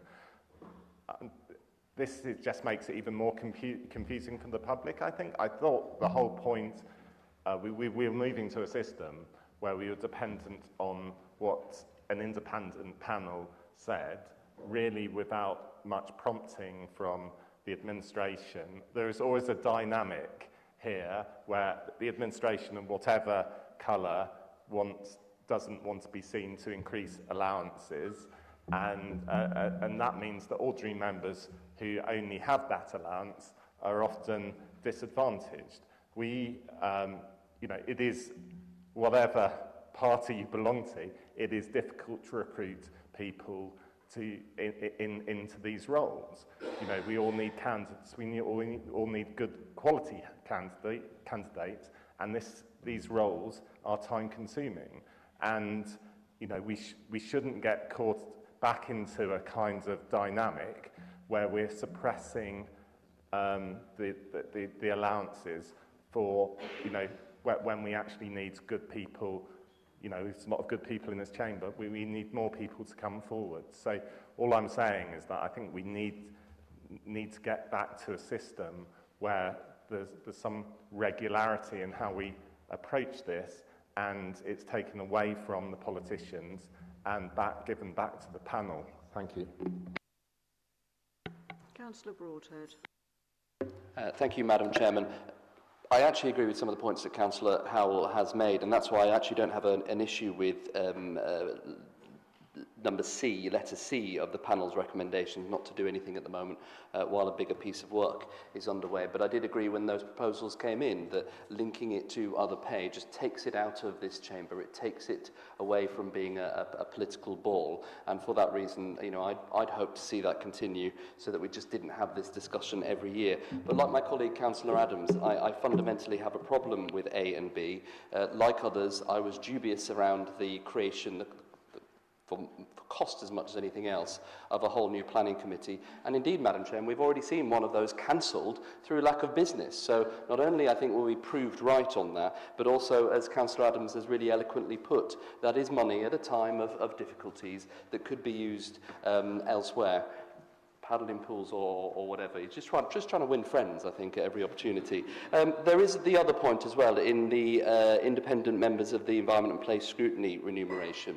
And again, I think the point has been very well made that it is our job as councillors. We draw an allowance to do that job. And I understand that that committee and others have actually struggled to find people that bring the extra skill set that might justify that.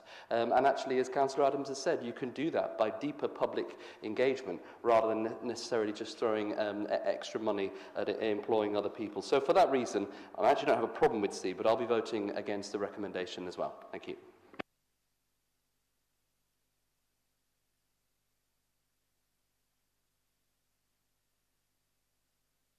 Right, I think if there are no more speakers, can I ask... Oh, I'm so sorry. Councillor Canavan.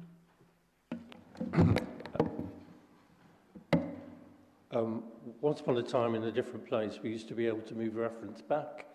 And I was wondering, actually, I think you need to take this away and think again, because I think that the points that Councillor Cooper has raised, I just don't think this balance is right. You know, we've talked about possible rewarding of vice chairs at one point, and that hasn't happened. I just think the balance is inappropriate, and I'm concerned that we just vote it through because it's interim and we're going to have a look at it again. I don't think that's the right approach. I think we should just park it and take a longer, colder, more considered view of these recommendations. So I don't know whether that is possible, but I would just request that the mover takes it away and has another think. Thank you.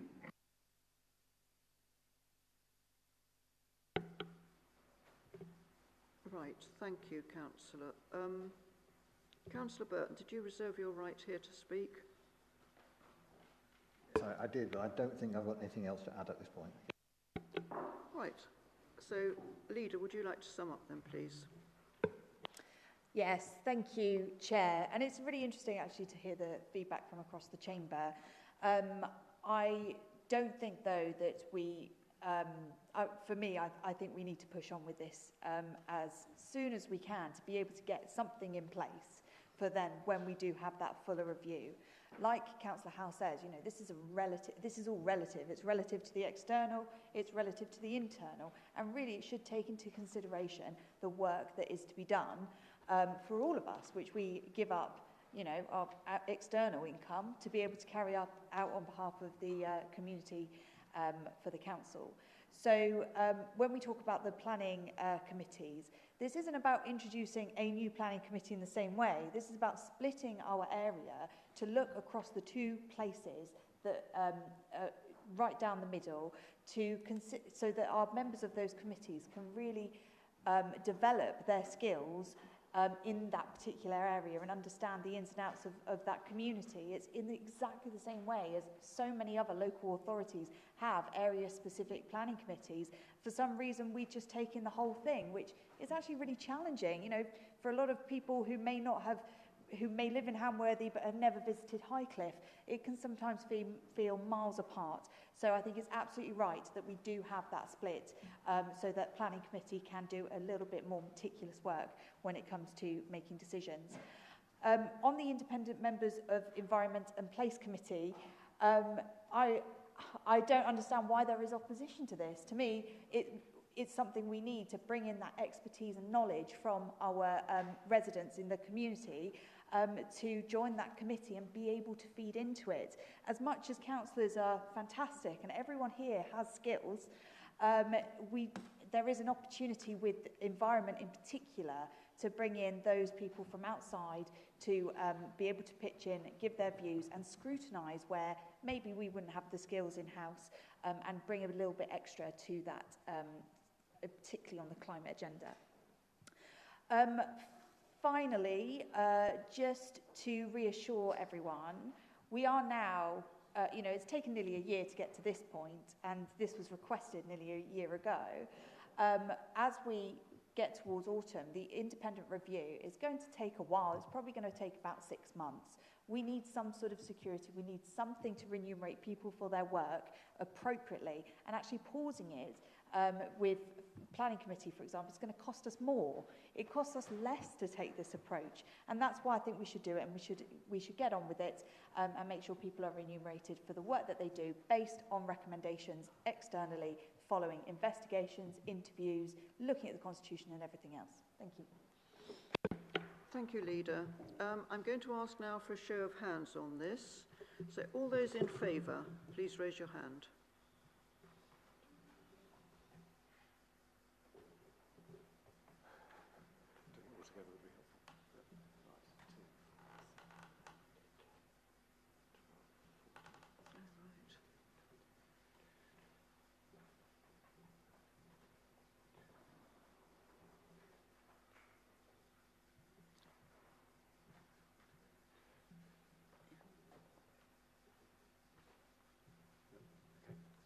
Those against?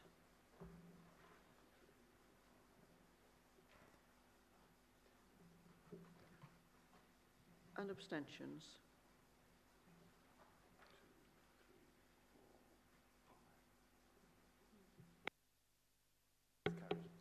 Thank you. The Chief Executive tells me that's carried. Members, I am going to push on to agenda item 14 before we break, because this is the additional agenda item which you've got on your supplementary papers, the Sandbanks Peninsula neighbourhood. Oh, hang on, sorry, yes. Oh, right. Oh, right. Oh, I'm so sorry, Councillor. Did you wish to speak? Yeah, thank you, Chair. I wish to declare an interest, and I will leave the chamber for this item.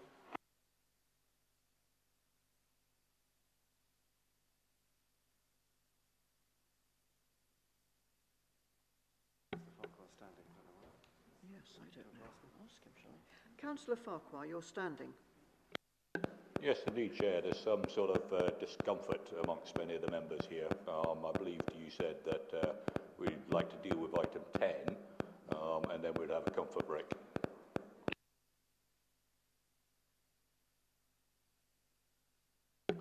I'm so sorry, Councillor Farquhar. We couldn't hear because there was some sort of drumming going on. Can you do something? Is that any better?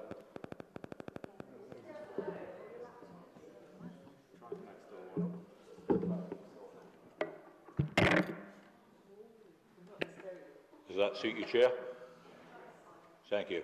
There's some discomfort amongst the members here because I believe that you said that you wish to deal with item 10 and then would move to a comfort break.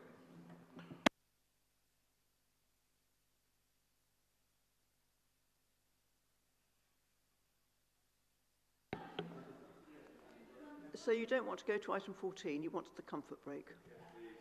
Okay, and can I just say that all the gentlemen and ladies who have jackets on, as I do myself, do take them off if you're feeling a bit warm. It is a bit roasting in here.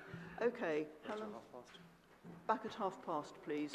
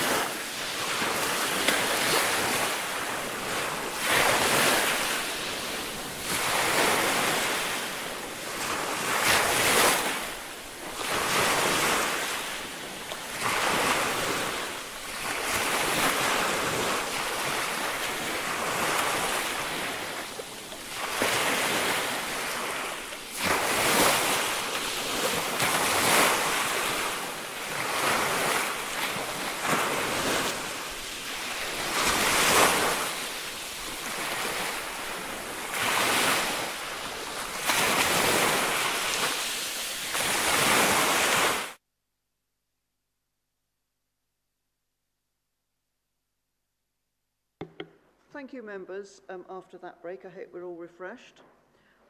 So now we are on agenda item 14, additional agenda item, Sandbanks Peninsula Neighbourhood Plan, and it's the supplementary papers in your bundle. I call upon Councillor Millie Earl to propose the recommendations in the report. So everybody got the supplementary papers? Yeah, thank you. Councillor Earl.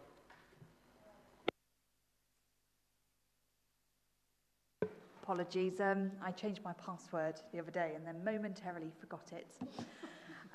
So this is the Sandbanks Peninsula Neighbourhood Plan, which recently went out to a referendum, and the paper looks at the consequences of that outcome. And I'm really delighted to say that the results were absolutely overwhelming in this case. It was a yes vote of 96.67%, with only 7 no votes to 203 yes votes. I don't know if that's a record, but that is an incredibly high outcome, and also a fairly good turnout for a neighbourhood plan. So I think our recommendation is to accept the referendum result. Is that all? So yeah, that's all. Thank you. Right, I believe Councillor Martin is going to second. Yes, thank you, Chair. I'm happily second that, and I'll just reserve my right. Thank you.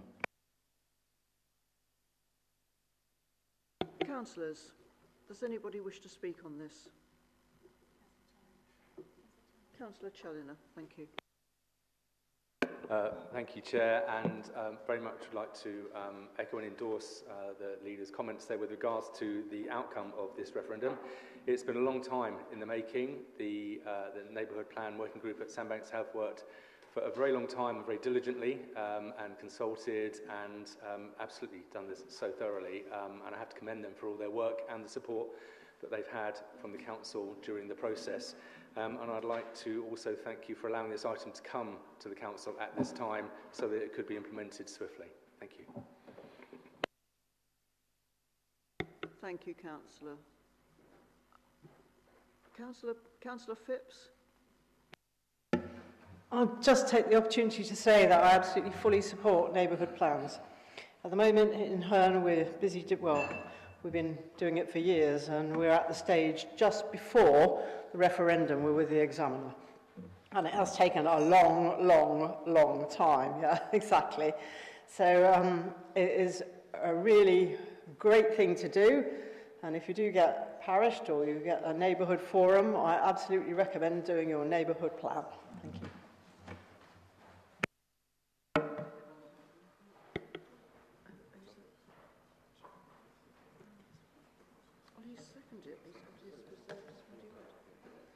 Yes, Councillor, yes. Sorry, I thought I saw you indicating. Yes, thank you, Chair. I would just like to commend all of the hard work and effort that's gone into delivering the Sandbanks Neighbourhood Forum and Plan. We are working towards this in Queen's Park and Charminster, and also Eastcliff and Springbourne. The ability for our communities to be enabled under the Locality Act is much needed at this time, and I'm really looking forward to progressing our plans. Thank you for walking the path and giving us something to aim for. Thank you. Thank you, Councillor. Councillor Farquhar. Thank you, Chair. I've just, as a councillor that's in a ward which is enjoyed a neighbourhood plan since 2019, October 2019, and was approved by this council, is that it's very valuable to have the residents' input. What I would urge the councillors for Sandbanks or any ward which is going to successfully implement a neighbourhood plan is to ensure that you put at the forefront that the neighbourhood plan should, wherever possible, be sovereign when you're supporting or objecting to planning applications within your ward. It's something which I found quite difficult in planning committees to get that message across, that if people actually go to a referendum within that locality and vote for something, it should be supported and it should have more weight than perhaps planning officers would allow. So I'd heartily recommend that members within a neighbourhood plan area do put the neighbourhood plan at the forefront for sovereignty when representing your residents. Thank you.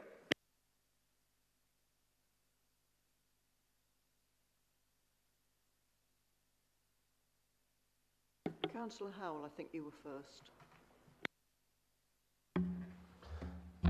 Yeah, as I have Paul Keys Forum in part of my ward, I really appreciate how much work goes into getting a neighbourhood plan through the process. I do have a slight concern, though, about the relatively small size of the electorate with regard to this plan, 569 people. I appreciate there are certain geographic restrictions in this area that probably lead to that, but I just wonder if there is a minimum, and I would be concerned if we ended up in ultimately with a very patchwork system of neighbourhood plans where some areas were cut out from having it by local factors. I just like some reassurance, or I'd like to understand a bit more about how we deal with how we get sustainable units coming out of this process. Thank you.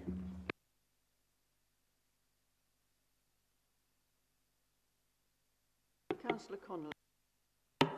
Yeah, just further to Councillor Farquhar's comments about our ward having a neighbourhood plan for some time, we've had a request from the steering group of that neighbourhood plan that they would like to better interact with other neighbourhood plans and kind of work together on best practice. I've sent a request to the Director of Planning if they might accommodate some sort of workshop for this sort of thing to facilitate interactions between neighbourhood plan steering groups. So if that could be looked at and encouraged, that would be great. Thank you.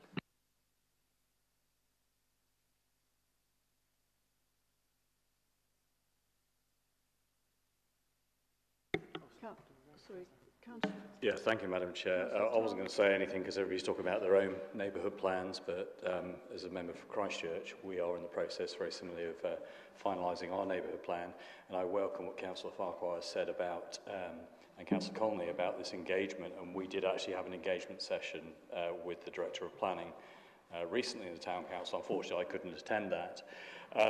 But also, picking up on what Councillor Farquhar just said about the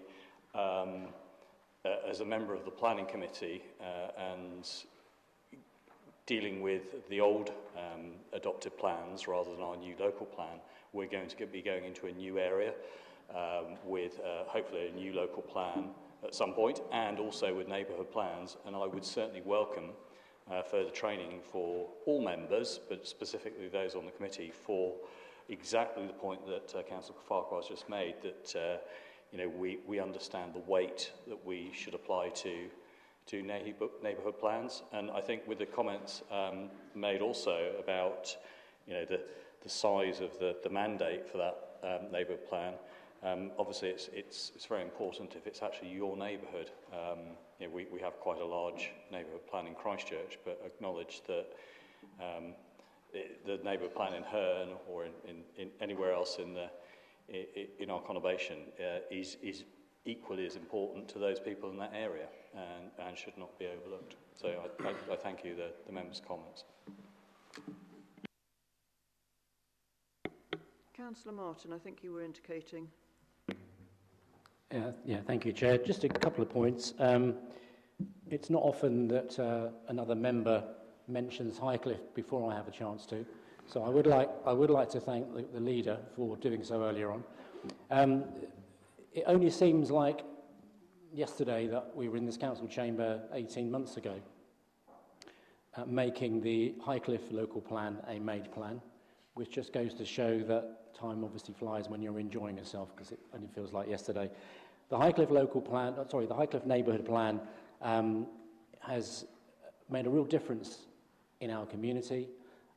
It's really, really well respected. It is really part of our planning process, and it's certainly taken into account fully by the planning officers here. And it's also led to spin-off things. So, for example, in Highcliffe and Watford, we are now coming up with a biodiversity strategy, which is a direct result of our work on the neighbourhood plan. So I just wanted to say that because they're so incredibly valuable, and Margaret Phipps has already made that point. And I would like to echo the congratulations to our colleague over there for Sandbanks. It's a great result, and more power to any areas that want to do this. I can finally say that when we were talking about was it the turnout of 96%, or was it those in favour 96%? Can't remember. Yeah, so I thought, I think we did better than that in Highcliffe, and in fact we didn't. We only had 86% in favour. However, we did have 2,000 people vote, so we lost out on one, but we had the other. But anyway, thank you very much.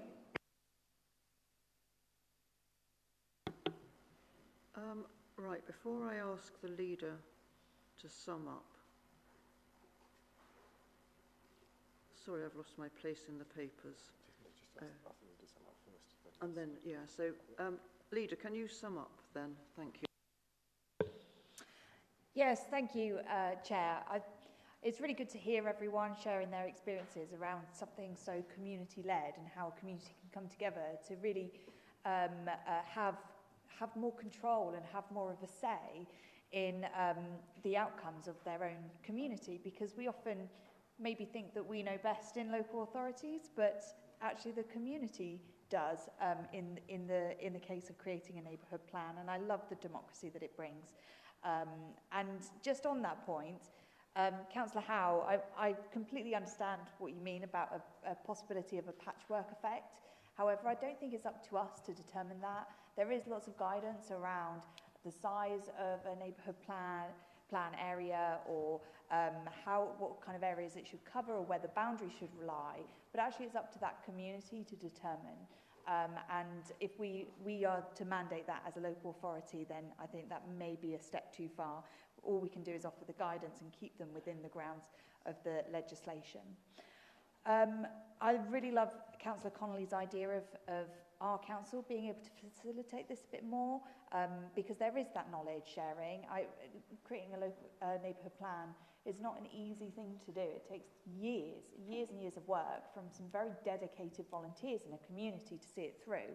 And actually, being able to draw on that experience and the learning that's happened is something that we can do as a local authority to accommodate. So I'll raise that as well with our head of planning or director of planning to see if we can.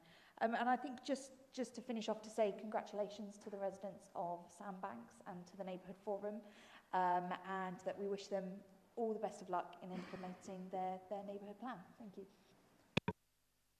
Thank you, Leader. And can I emphasise then that Council is asked to agree the recommendations set out on page 441 of the supplementary agenda. So we're all clear on what we're agreeing. Right. So have we got? Do we have consensus on this, or would you like a show of hands? Agreed. Agreed. Right. Thank you. Thank you, Councillor Earl. That was agreed. We now move on to agenda item 11.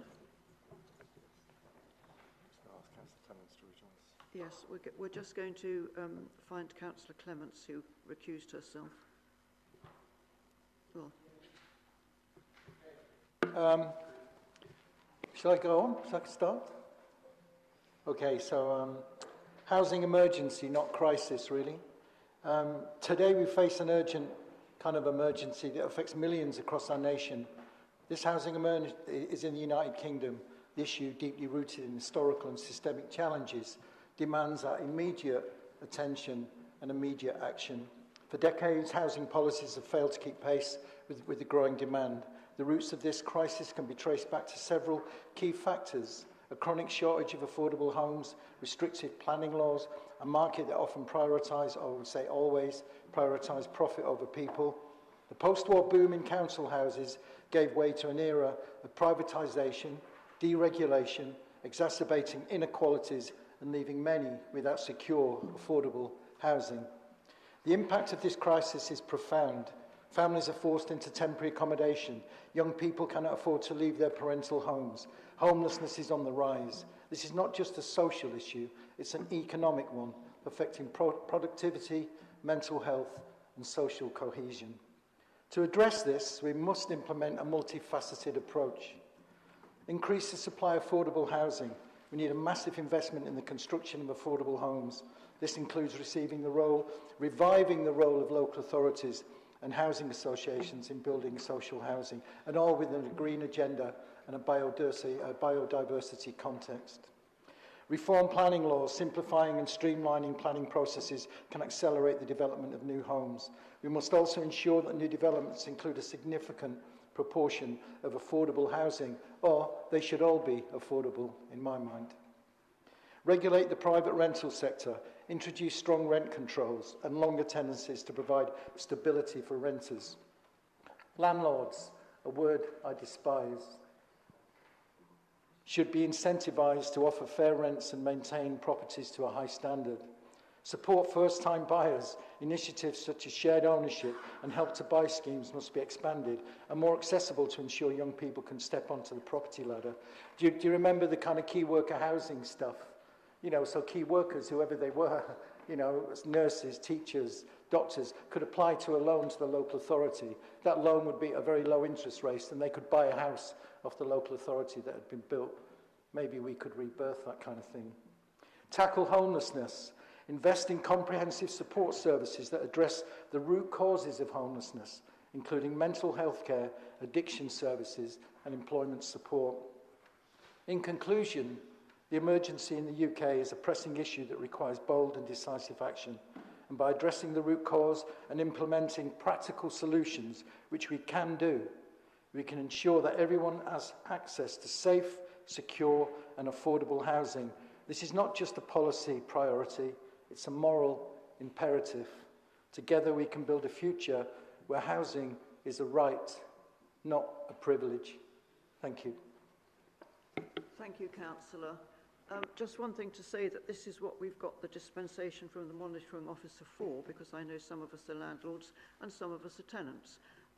Also, Councillor Cooper, it is an extremely long piece of work.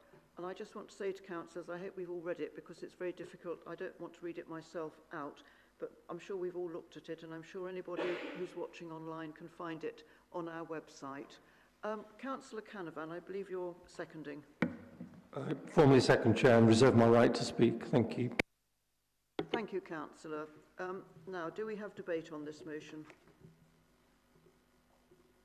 I don't know who I saw first. Councillor Wilson, I think. Thank you, Chair. And thank you for the proposer and the seconder for allowing me sight of this before it's submitted. As the portfolio holder with responsibility for housing, I am willing to explore any option or solution that can help improve our current housing situation for many in our communities, be that in terms of availability, affordability or quality. Everyone deserves a safe place they can call home.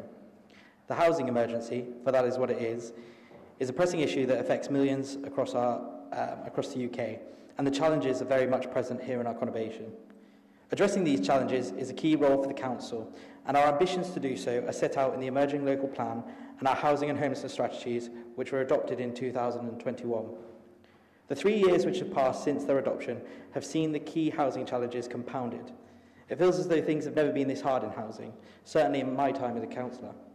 And because of this, as the portfolio holder for housing, I have recently initiated a midpoint review of the housing and homelessness strategies, which will recognise what's been achieved, consider what has changed in terms of the housing market and drivers of demand, and assess the issues and opportunities, and make recommendations for revised delivery plans for the final 2 years of these strategies. To support this review, all members have been invited to a workshop on the 3rd of September, which will explore and reframe our priority actions for responding to the housing crisis, and I encourage all members to attend. The points raised in the motion will be explored in the review, and I am determined to ensure that there is the opportunity for cross-party input. A final report will be presented to Cabinet in November with revised delivery plans, and we anticipate overview and scrutiny input at the Environment and Place panel in the lead-up to the report being heard. And then it is all about delivering. getting on with it full speed ahead. Much of what this motion asks us to explore, we are already doing, and for some time. For example, Housing First has been growing since 2019 when I was first in the role. I went over to Finland to learn from organisations that were doing it best. I took that learning back, and we've seen positive outcomes from implementing it. It should be national policy, and think tanks and housing charities have been lobbying for it for years now. And just like Housing First, other parts of this motion are going to need support, funding and political will from the new Labour government if we are to see the suggestions go from exploration to implementation. I'm hopeful that under this government we will see improvement in this area, and I already have a meeting pencilled in the diary for August with the Member of Parliament for Bournemouth East to discuss this and many other issues in the area, which is a positive indication. So in summary, I have no objection to thoroughly exploring all of the items laid out in the motion to see if they can improve our residents' housing conditions. For that reason, I'm happy to support. Thank you. Thank you, Councillor Wilson. Councillor Bartlett.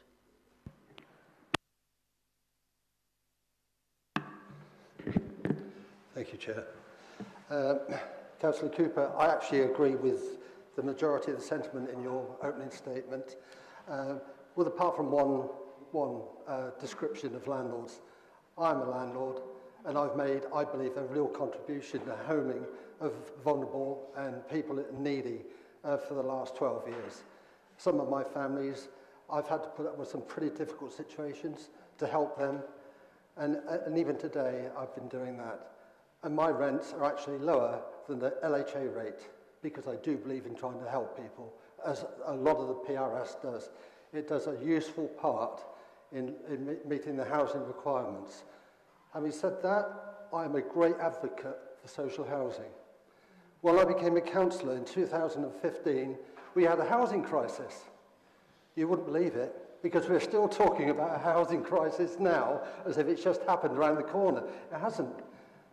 And, you know, when I think back to the post-war era, when the nation built council houses, thousands and thousands of them, and the country was broke, and yet now we cannot even build social housing on land that the council owns because it's not viable.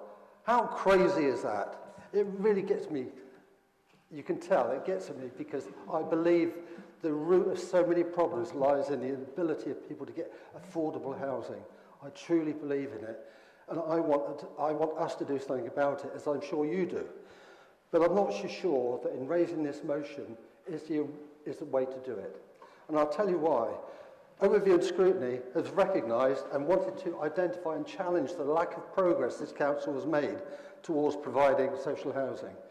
We agreed, the chairs of the Overview and Scrutiny committees, we agreed we should have an inquiry day to spend the whole day focusing on the providing of social housing. That was going to be the main thrust of it. We would include one or two other things, but actually the key to all this, isn't it, is about getting some houses built. You know, you can look at all the other bits around it, Section 21 and viability and all those things.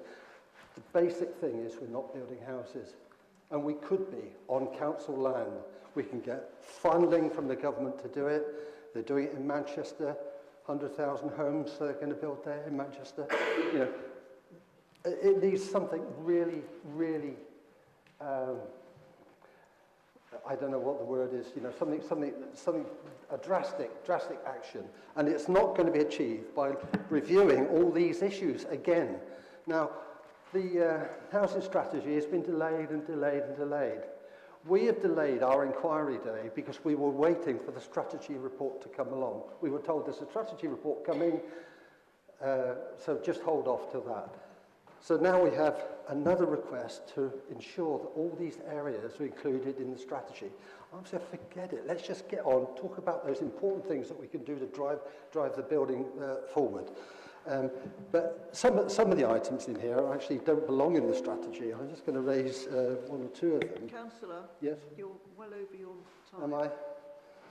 Okay, can I just quickly say that there are some items in here that don't belong in here. For example, the viability thing, it's been calculated under the local, the development for the local plan. It's been talked about ad nauseum. It's in the local plan. If you want to change it, it's going to be changed in the local plan again. Mandatory licensing of HMOs. This council and before talked about additional licensing, selective licensing of the HMOs. Talk about it once or it's just a cycle. Nothing happens. We don't build any more new houses. Okay, there's a lot in here that shouldn't be part of the consideration of the strategy. It's actually already been dealt with in other ways. The Dorset pension plan, for example. We've got representatives on the Dorset pension plan. If we need to change their investment strategy, go to them. Go and talk to the representatives and get them to consider it. Yes. Yes. Councillor Bartlett, I let you carry on because I thought there was such passion in that. So thank you very much. I think we all appreciated your views. And now it's Councillor Broadhead. Thank you.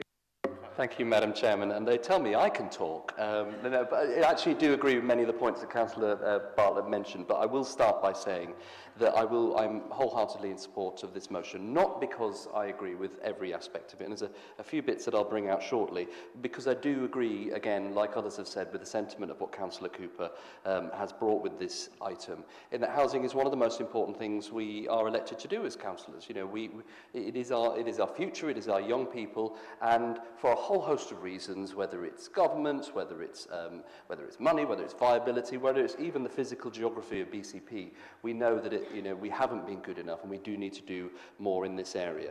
Having said that, there are a number of points in there that, even though I'm going to agree with the motion, I do wish also to flag in advance that I think are either potentially the wrong thing or just maybe, as Councillor Bartlett said, not in the right place, pointing in the wrong direction. Councillor Bartlett pointed out one of them, which was the licensing of all private rented sectored houses. And as he mentioned, we have been over this a number of times. I do think it might be a distraction to bring that into this paper, not least because I've got a strong belief that actually licensing actually costs extra, and all that does is put an extra financial burden onto some of the poorest in our society because it manifests itself somewhere. The other point that I wish to raise is item J, which is whether, given the announcements by the new government, the house building targets in the local plan need reviewing. And I think we just need to be very, very careful about what we wish for. A tremendous amount of cross-party work has gone into BCP's new and first local plan by when I was in charge of the local plan, tremendous amount of work by Councillor Phipps as well. And although we don't agree with everything in there, I do think we ended up in a good place, not least because we were able to deviate from the original housing target, which was an extra 2,700 homes per year. And, Chairman, I have seen what that would mean if we did revert to centralised, centrally imposed housing targets on both the physical and the social fabric of BCP.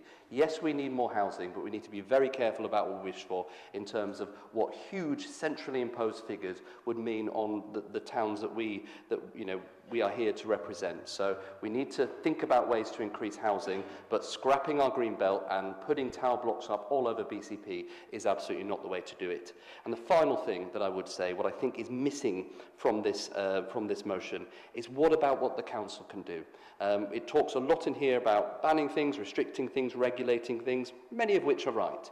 But as Councillor Bartlett mentioned, it's incumbent upon us here to do something as councillors, as a council with council-owned land as well. So we want to see more doing. We should be looking at providing more social housing, more affordable housing. We've got the land to do it, and it is this council at the moment that is actually farming a lot of that out onto the private industry. We can be more bold, we can be more interventionist, and we can do it together. Thank you. Thank you, Councillor Broadhead. That was exactly on time as well, so congratulations. I think Councillor Trench, you wanted to speak? Yes, thank you, Chair. I welcome this throwing these ideas into the mix. I would actually recommend, and perhaps I should declare an interest here, I'm probably one of a handful of people in this chamber that have turned up to practically every homelessness forum meeting that's been held in the 5 years it's been running. And it's quite interesting, it's quite educational. And I'll go on to some issues that came up from that recently. I do think that the key to everything is that a much higher proportion of what is built should be council housing. It's an old concept, but it's the one way that not only brings more housing into the system for the people who need it the most, but it also controls house prices to a degree. when I was, you know, at that stage of my life where it sort of mattered, the price of houses was about 3.5 times average annual income. It's now about 10 or 12 times average income, and most of that, or a large part of that, is actually due to the fact that we have a shortage of affordable rented housing. There is also, I think, an issue with the definition of, and we've had this several times, but developers are very good at getting out of meeting their affordable housing targets, and I know that the local plan has some new ideas thrown into it that help that, but I do think that's an important thing to consider. But I also want to make a point, and it cropped up at the most recent homelessness forum, and I do think perhaps we need to be talking to all the local MPs on this issue, well, on several issues, but one issue that is cropping up in the very near future is the early release of people from prison. And there are apparently, in the information I got from the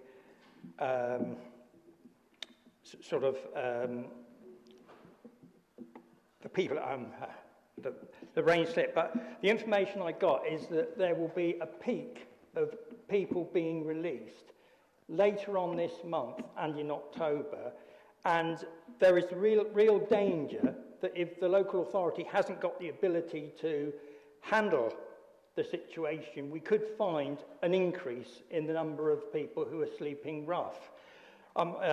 People are working to try to avoid that, but we do have to have some kind of measures to help that. And I know I've just reached the minus, but I do think perhaps we need to meet with all local MPs to discuss some of our concerns as they are manifest themselves. Thank you, Councillor Trent. Councillor Brown, were you next? Thank you. Thank you, Chair. And after Councillor Bartlett's speech, I'm going to try and speak with passion, because I believe you get an extra 1.5 minutes to speak if you do that. Yeah, this housing motion, overall I'm in support of the proposals to explore this range of areas as part of the review of the housing strategy. And I know the wording is to explore these, and I think, you know, we really need to have a good look into all of these areas. When I was first elected 17 years ago, in 2007, housing was rarely a matter that was raised with me as a ward councillor. It wasn't really, it was probably in the top 10, but it wasn't one of the sort of top issues that got raised. But year on year on year, I've noticed that it's just becoming more important, and I get more contacts about people's housing issues, and, you know, the last year or two about no-fault evictions particularly. So it's just grown year on year to the current point where we do have a housing crisis. I've become more expert in the sort of housing issues that my ward is currently having 3 major housing developments across the ward, which will be in excess of 1,600 new homes built, which puts a lot of pressure on local infrastructure.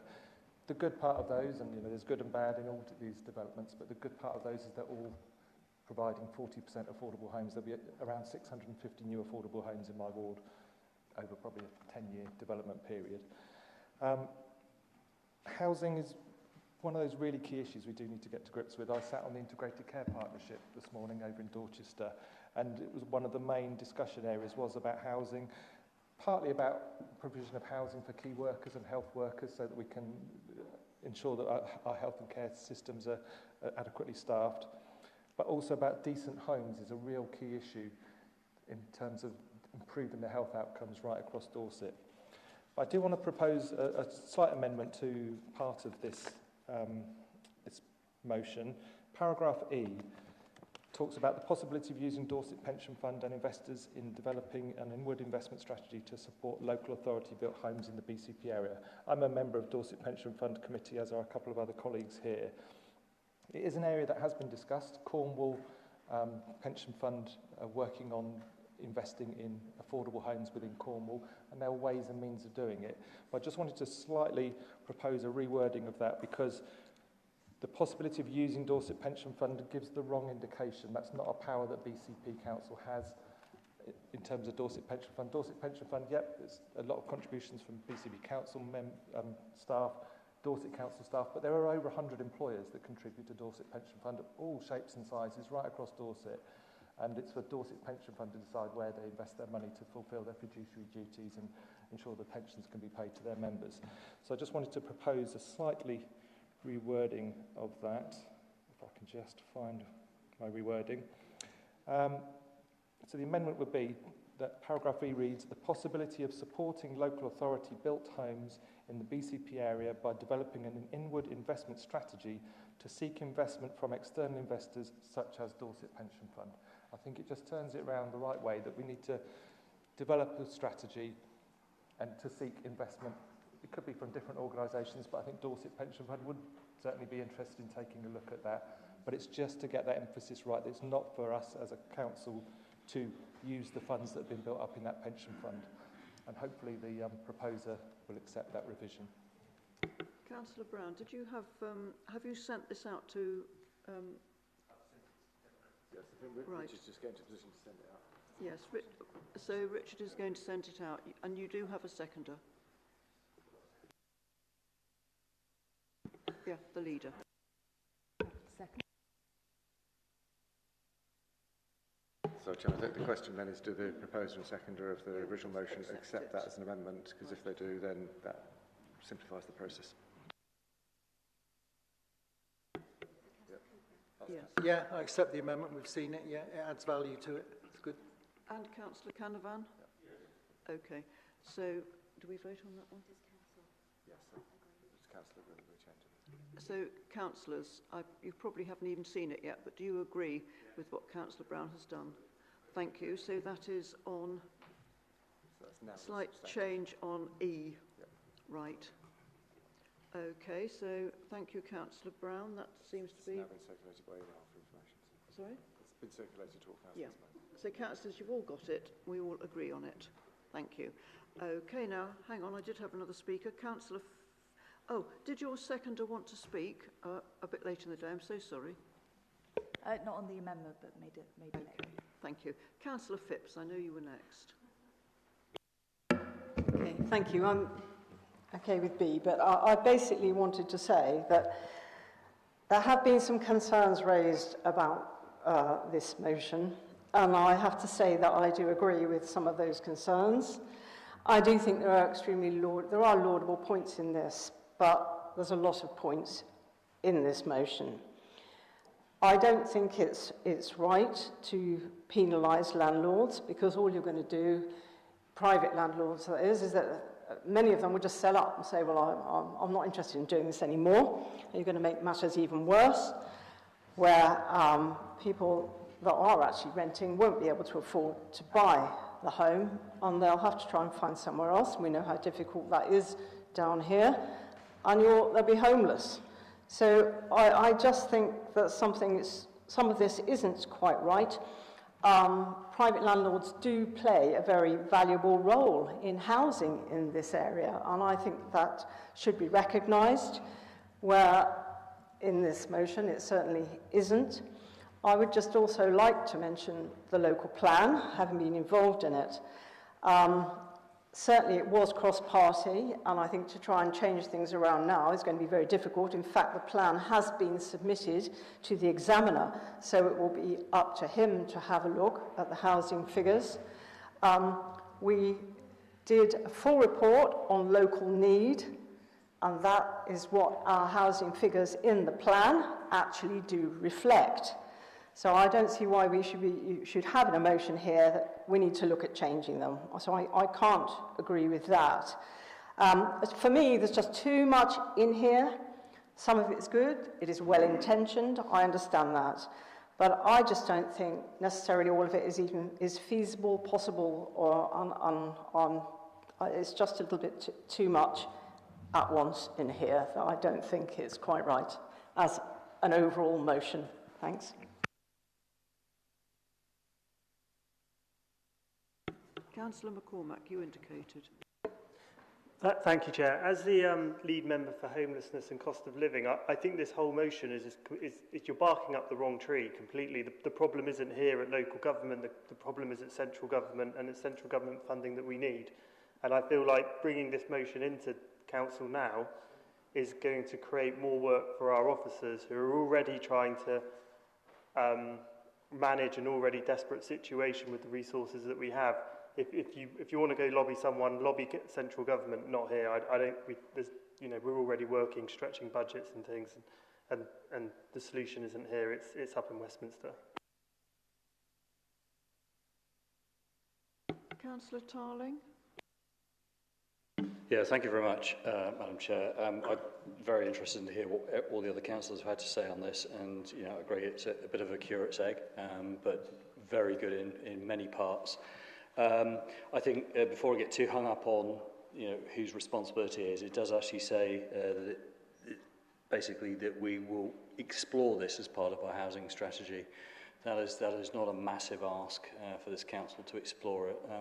The motion is just asking us to have these points in our forefront of our mind when looking at them. So there's lot bits there I like better than other bits, but there's some other bits which are perhaps missing. And I think there's some stuff that could be explored there. And I'm very pleased that so many of us councillors are passionate. And I just wish our electors could see us here discussing what is such a very important issue. I really commend this motion as a good step, but it is to explore. It's nothing more than that. It's not a motion to adopt. It is to explore. Thank you. Councillor Earl. It was really just to say what Councillor Tarling has just said and reiterate that, like Councillor Wilson said, we are going through a mid-term review anyway of the housing strategy. And this is an opportunity to actually bring in some of those other ideas. This is not a commitment to delivery. It's not a commitment of funds. This is simply a commitment to include some of these elements in the review, which quite honestly, I think a lot of them would have come up anyway. So I don't think we should shy away from this. I think we all recognise the issues of housing in our communities. We all want to deliver affordable housing. And this is a step towards getting us closer to it, and we'll be able to implement it during that review. Thank you. Councillor Rigby. Thank you, Madam Chair. I'm sort of going to carry on along the same lines that Councillor Bartlett did while he's run out of time. As the chair of the Environment and Place Overview and Scrutiny Committee, we're already really keen to see the new strategy coming forward and have the all-member workshop, which we're going to be having in September, and taking from that issues into overview and scrutiny as we can. I'm already liaising with the Director of Service into seeing what value we can add as overview and scrutiny and actually developing this policy, not just exploring things, but really developing future policy and what it's going to look like, and not just this strategy review, but the future strategy as well. And I just want to implore members who want to get involved, please come to our scrutiny sessions. I try and make it as open to everyone to get involved as possible. And that's where I really think we can start doing some good, and not just exploring ideas, but actually implementing ideas and putting things forward as opposition councillors to the administration. I also think a lot of this is good. There's good ideas. I think there's something missing, again, with Councillor Bartlett, social housing. It's not mentioned in this motion when so many things are.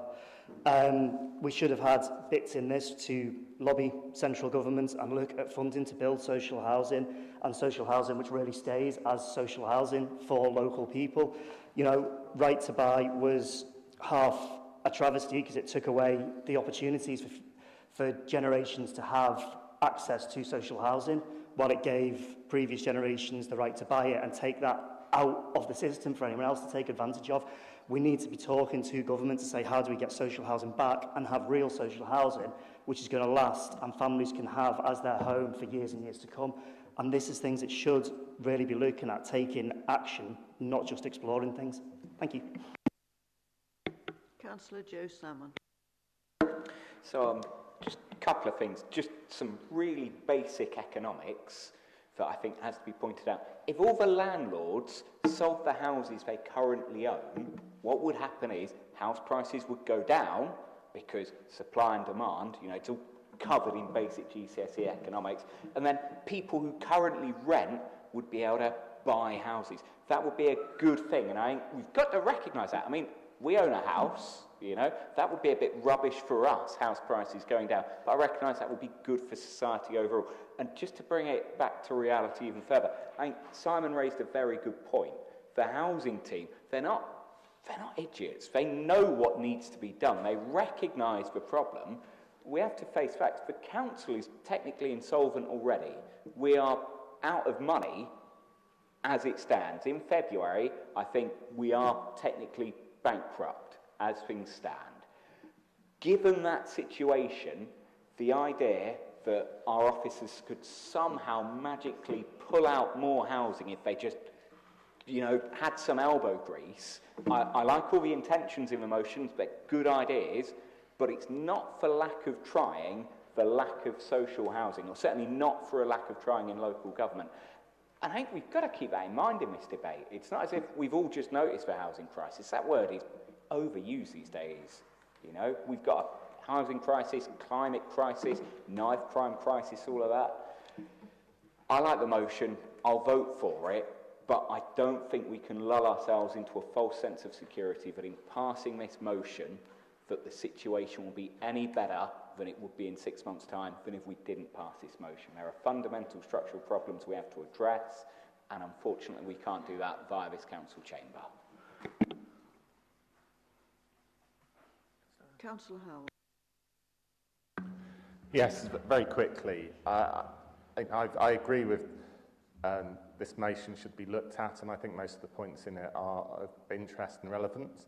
But I'd just particularly like to point out that something that is very relevant to this area, and something that perhaps we should be lobbying government about because we have a very strong interest in, is the Airbnb / second homes element. I mean, as I understand it, there's 10% of the housing stock in BCP. It falls into that category. You know, we've got to be brave.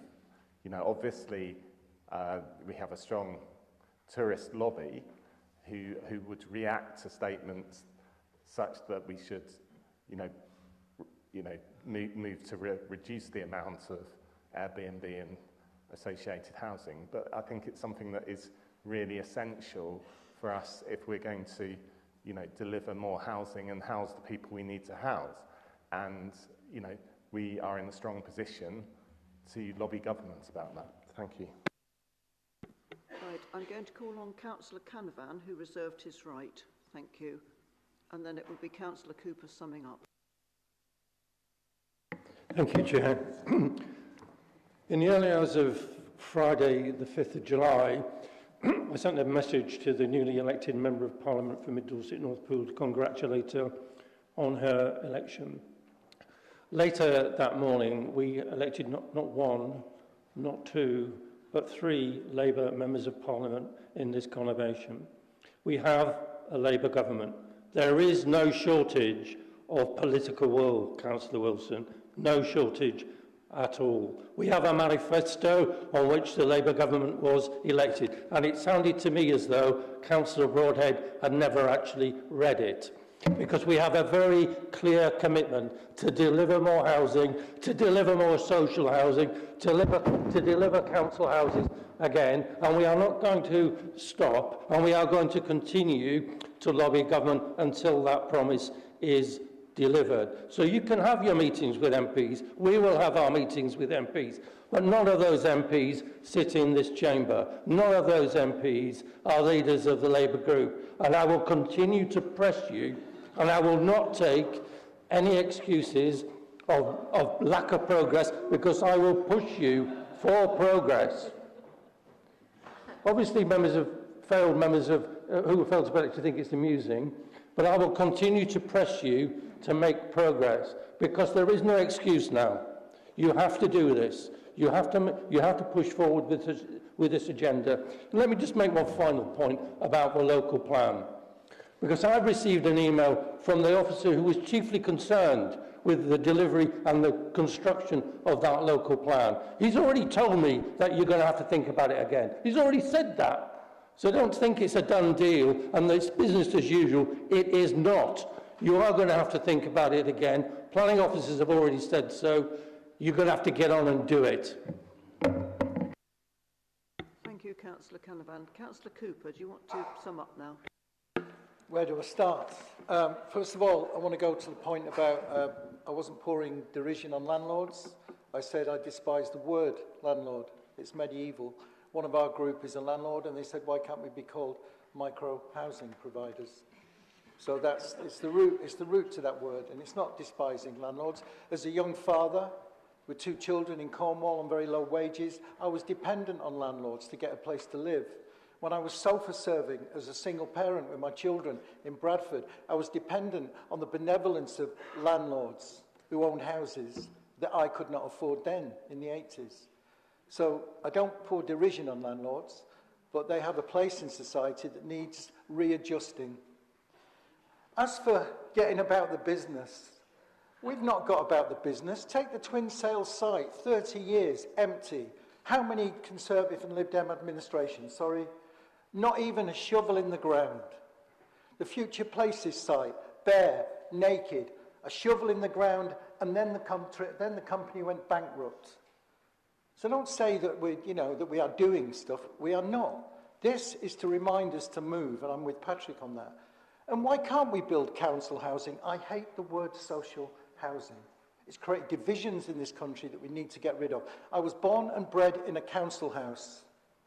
We had aspirational values to rise above the safety net, never fall below it. Consecutive Tory administrations have cut both sides of that safety net, and working class people are dropping further and further and further down. So why can't the local authority work with the men and women who've got all the money? There's billions, it's in the hands of the wrong people. We build houses, we put shovels in the ground. We consult with people in their local plans about what kind of houses they want. We have council houses that people can rent. The money that they rent, the money comes back into the local authority, repays back the investment, and so it grows and it grows and it grows. How on earth do you think people like us are sat in this chamber today if it wasn't for the post-war plan? Where houses, like you mentioned, council houses, giving secure, warm, safe environments for working class people to grow and feel proud of, when the fences were low. Now they've all been sold off. We have no sense of community, and we worry, social cohesion, problems with young people. People don't walk out of their door anymore and feel part of a community generally. They're isolated, individual, streaming stuff. They're scared of poverty, they're scared of being in debt, they're scared of not having a home. Their kids can't leave their houses, all because of neoliberal economic policies which are kicking in. And if you try and defend them as Conservatives, we will tear you to pieces ideologically. Because if you look at what's happened in this country, if you look at it, we've got a Labour government in now which will change. They don't speak for me in everything. But in terms of housing and the working class, we will lift them. We will lift them. So I ask you to consider this, it's not a done deal, but to go into the strategy, to work out how we're going to get shovels in the ground. So I won't go over a minute and a half like my colleague did. But I have been homeless. Who's been homeless in this chamber? Just bear with me. Right, we've been homeless, so we know what it's like. I've been homeless with 2 children. So we know what it's like. We've got housing people working really hard on the homelessness. Yeah, they're doing stuff, but it's not enough, is it? The day they build houses on Twin Sales that the community want, the day they build houses on Future Places, I'm just thinking of my ward and Sue's ward. Nowhere else, you've probably all got places like that. That's when I feel we will be doing some good, rather than just talking about it. Because you say you've talked about it, but what's manifested? That's my closing statement, sorry. Thank you, Councillor Cooper. Now, members, I think we're going to have a show of hands here, and we are voting, as you remember, on the substantive motion, because we have had a slight change. As amended on E. So that's A to J. So, members, all in favour of the motion? Could you ask members to show really clearly? Yes, can you really put your hands up? Put your hand up, sorry. I'm putting mine down.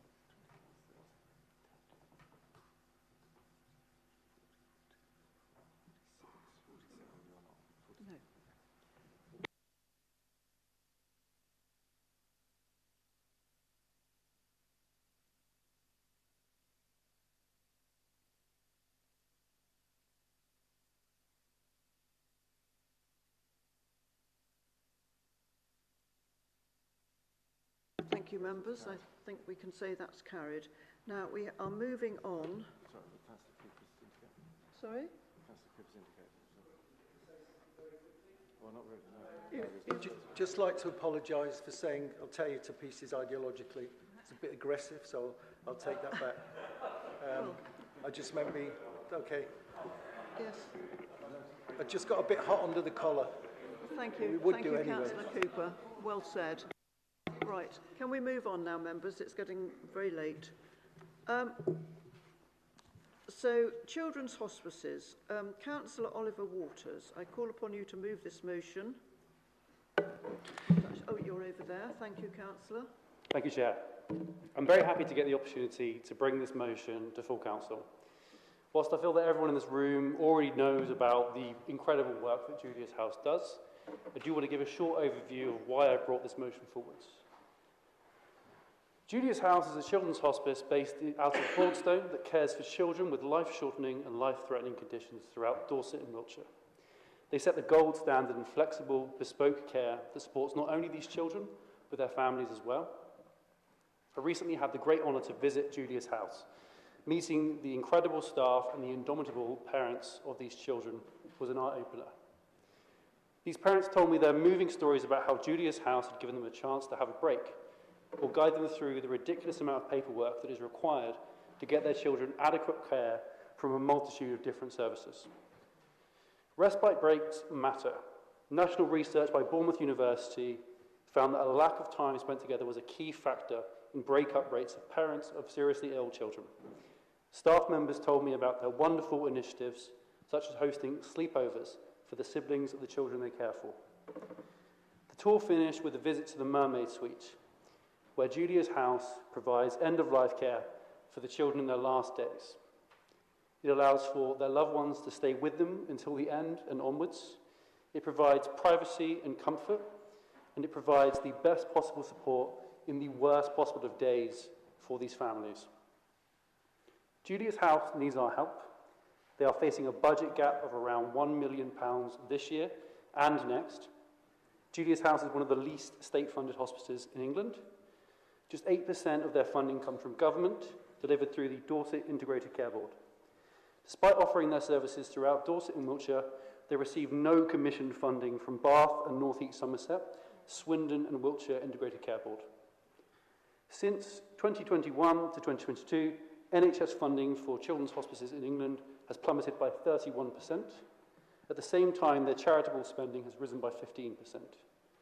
The truth is, families in our country would be totally lost without children's hospices.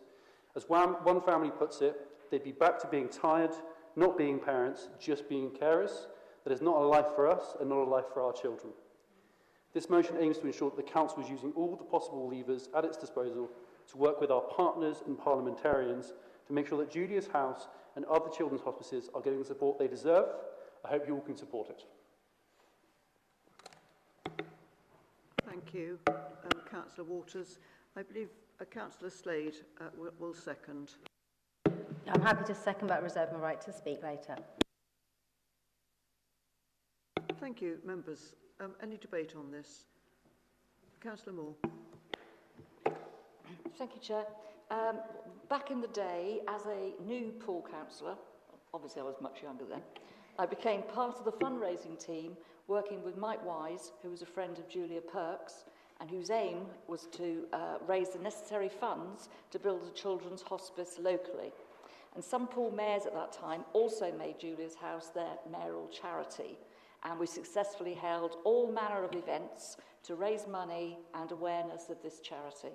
And today, I still think this children's hospice and the services they offer are truly amazing, and we really need to do all we can to help. So I'm very happy to support this motion. Thank you.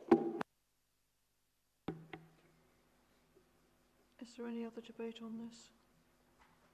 No. Right, Councillor Slade, you reserved your right. Do you want to speak? Thank you, Chair.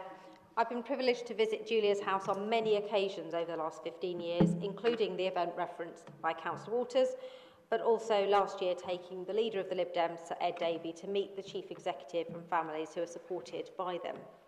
It is unthinkable that the final weeks that are so precious and so sensitively provided for by Julia's House and other charities sees the charity and others like them having to fundraise to provide this support.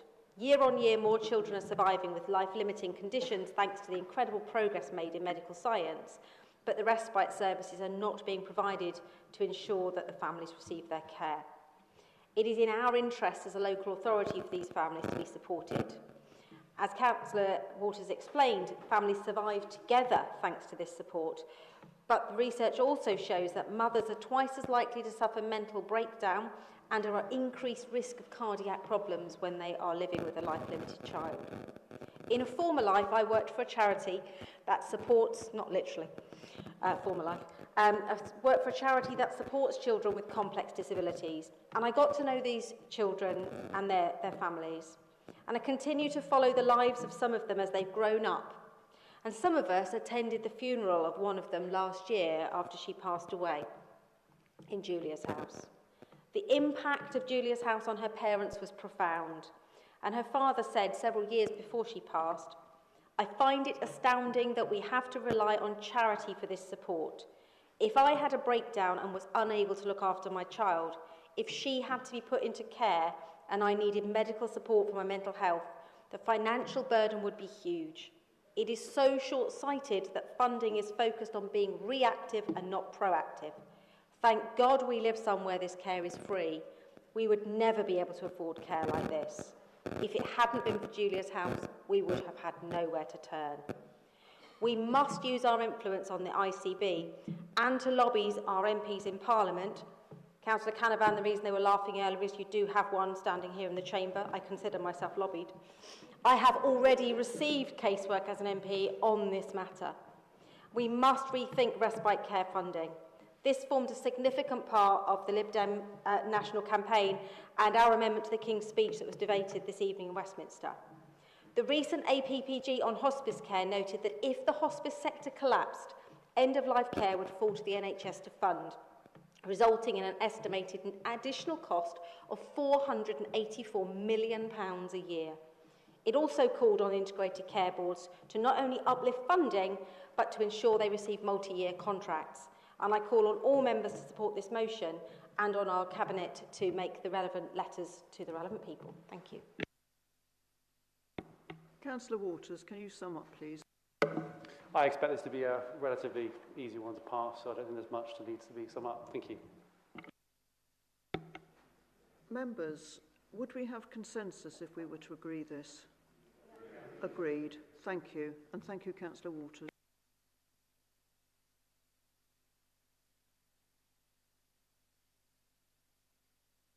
Agenda item 12, questions from councillors. We've got 3 questions from 2 councillors. And I just want to point out about the supplementary questions. They're available for councillors to respond directly to the reply from the portfolio holder, but these questions must be questions, not statements, and they must emanate from the reply that you were given. And I will have to stop any further dialogue if it does not bring clarity directly to the issue or doesn't relate to the subject matter of the original question. Right. So bearing that in mind, and also bearing in mind that you do only have 3 minutes, and I think we now should start to stick to it because we are getting very late. Councillor Canavan, I believe you have a question on future funding for the BCP Access to Food Partnership. Thank you, Chair. The BCP Access to Food Partnership is currently funded by the National Lottery Community Fund until April 2025. What steps can be taken to ensure that funding is maintained and, if necessary, is it possible to ensure that there is an allocation in the budget to ensure that this important work can continue? And I think the leader is going to reply in place of the portfolio holder for finance. Thank you, Chair, and thank you, Councillor Canavan, for the question. As a member of the Access to Food Partnership since its inception, through my work founding the community fridges in my own community, and through my work on its steering group since becoming portfolio holder, I agree that the work of the partnership, lots of work, is incredibly important and have experienced firsthand how it has taken our community food provision, coordination and cooperation to award-winning heights. I'm delighted to report that in recognition of the outstanding work of the partnership, the National Lottery have confirmed that they are extending the funding for a further year until March 2026.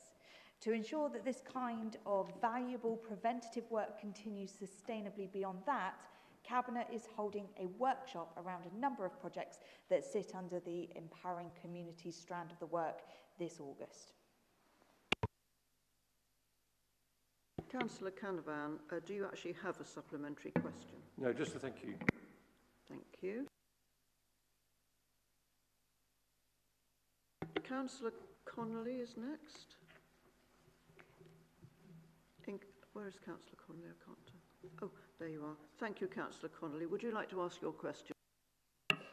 Yeah, the first one is, what is the strategy for developing opportunities for external and internal income generation through progressing tender processes for small businesses such as food and drink vendors in popular sites? Leader, would you like to respond in the place of the portfolio holder? Yes, absolutely. And I did get some help from the portfolio holder on responding to this one. So commercial operations reviews new opportunities to deliver internally and externally across all of our sites. The approach taken in relation to any offer being internally or externally delivered will vary dependent on several factors, as would be identified through an analysis of the opportunity. These would include items such as strategic objective that the opportunity is supporting, if it is a temporary or a longer-term offer, and the location of the opportunity in relation to logistics arrangements. As opportunities arise, the relevant processes, including procurement and ensuring the relevant planning permissions were in place, would be undertaken. An example would be Street Food Corner in Bournemouth's Lower Gardens. Pictures are advertised through a mailing list, social media, and on nationwide caterers associations' websites, and assessed on quality. Bookings for a maximum of a month are taken to ensure a changing offer. For larger town events, these are done through a more detailed procurement process with quality and pricing assessments. Thank you. Councillor Connolly, do you have a supplementary question? Thank you, yes. So there are plenty of busy spots across BCP where small pop-ups like coffee vans would be an improvement on existing services, improve the offer for visitors and locals, and not be to the detriment of council income. And there are residents in my ward who would be keen to apply for short, simple trials of that sort of thing. But from that answer previously, it's not very clear to me what the strategy is for that, and how to go about it, how the decisions are made, and that process. So perhaps by follow-up, could the portfolio holder confirm that the council is actively looking to explore such opportunities for revenue generation, and that there aren't any barriers within the council that would prevent those being looked at? Thank you. Councillor Earl, do you want to answer or pass it back to the portfolio holder for a written response? Thank you for giving me an easy way out, Chairman. I will actually feed back to the portfolio holder, and we'll try and get a bit more of an in-depth answer on that. But from my experience, the commercial operations team are open to suggestions of ways in which people can utilise land, utilise some of our key sites, and be able to actually generate an income for the council through that. So there are no barriers. It's more around who can come to us and deliver. Obviously, when we have a site or a place that comes up, we have to go through the procurement process, which is a little bit different. So I'd always recommend that external organisations and businesses come to us in the first instance if they've seen an opportunity. Thank you. Councillor Connolly, you have another question on refuse collection. Yeah, me again. Yes, thank you. So where a waste bin is contaminated and hasn't been collected by the refuse team, what is the policy on providing labels and signage and instructions on how to have that refuse removed?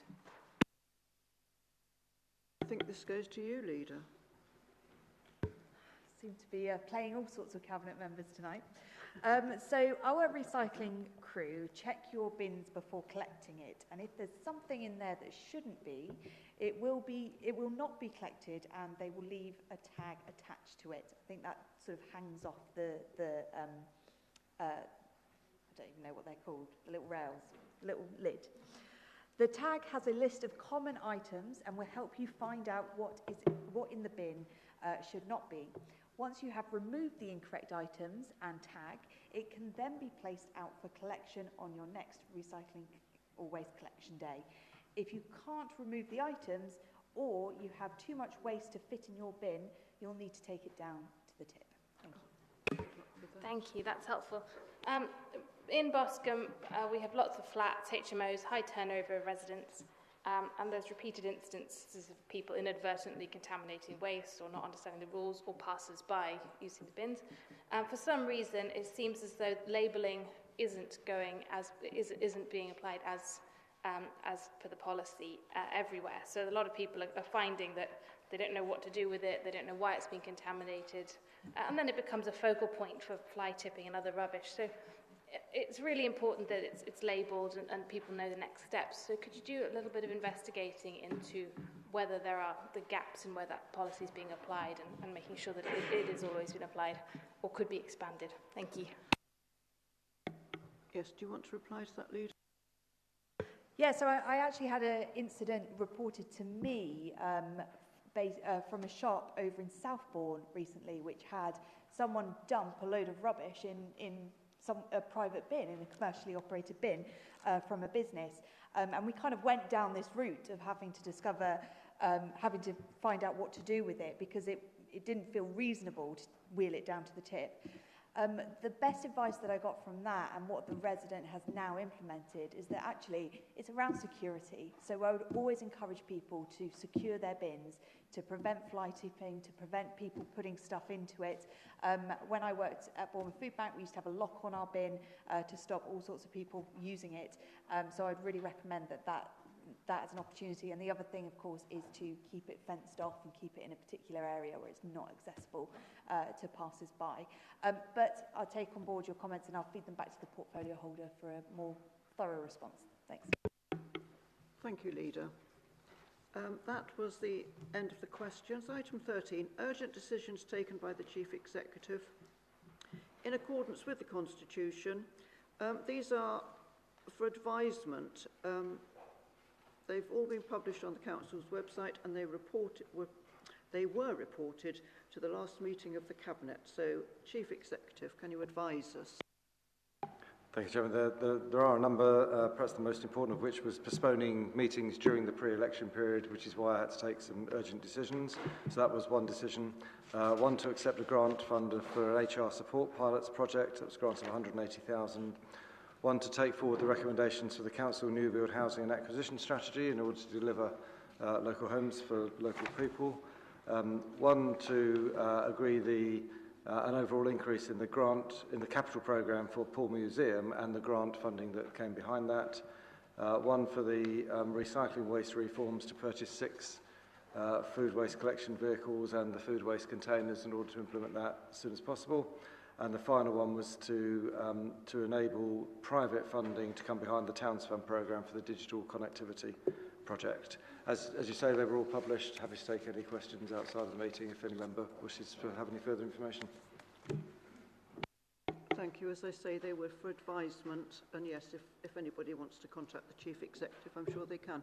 Members, that was a jolly long meeting, and it's jolly hot, so thank you so much for all your patience.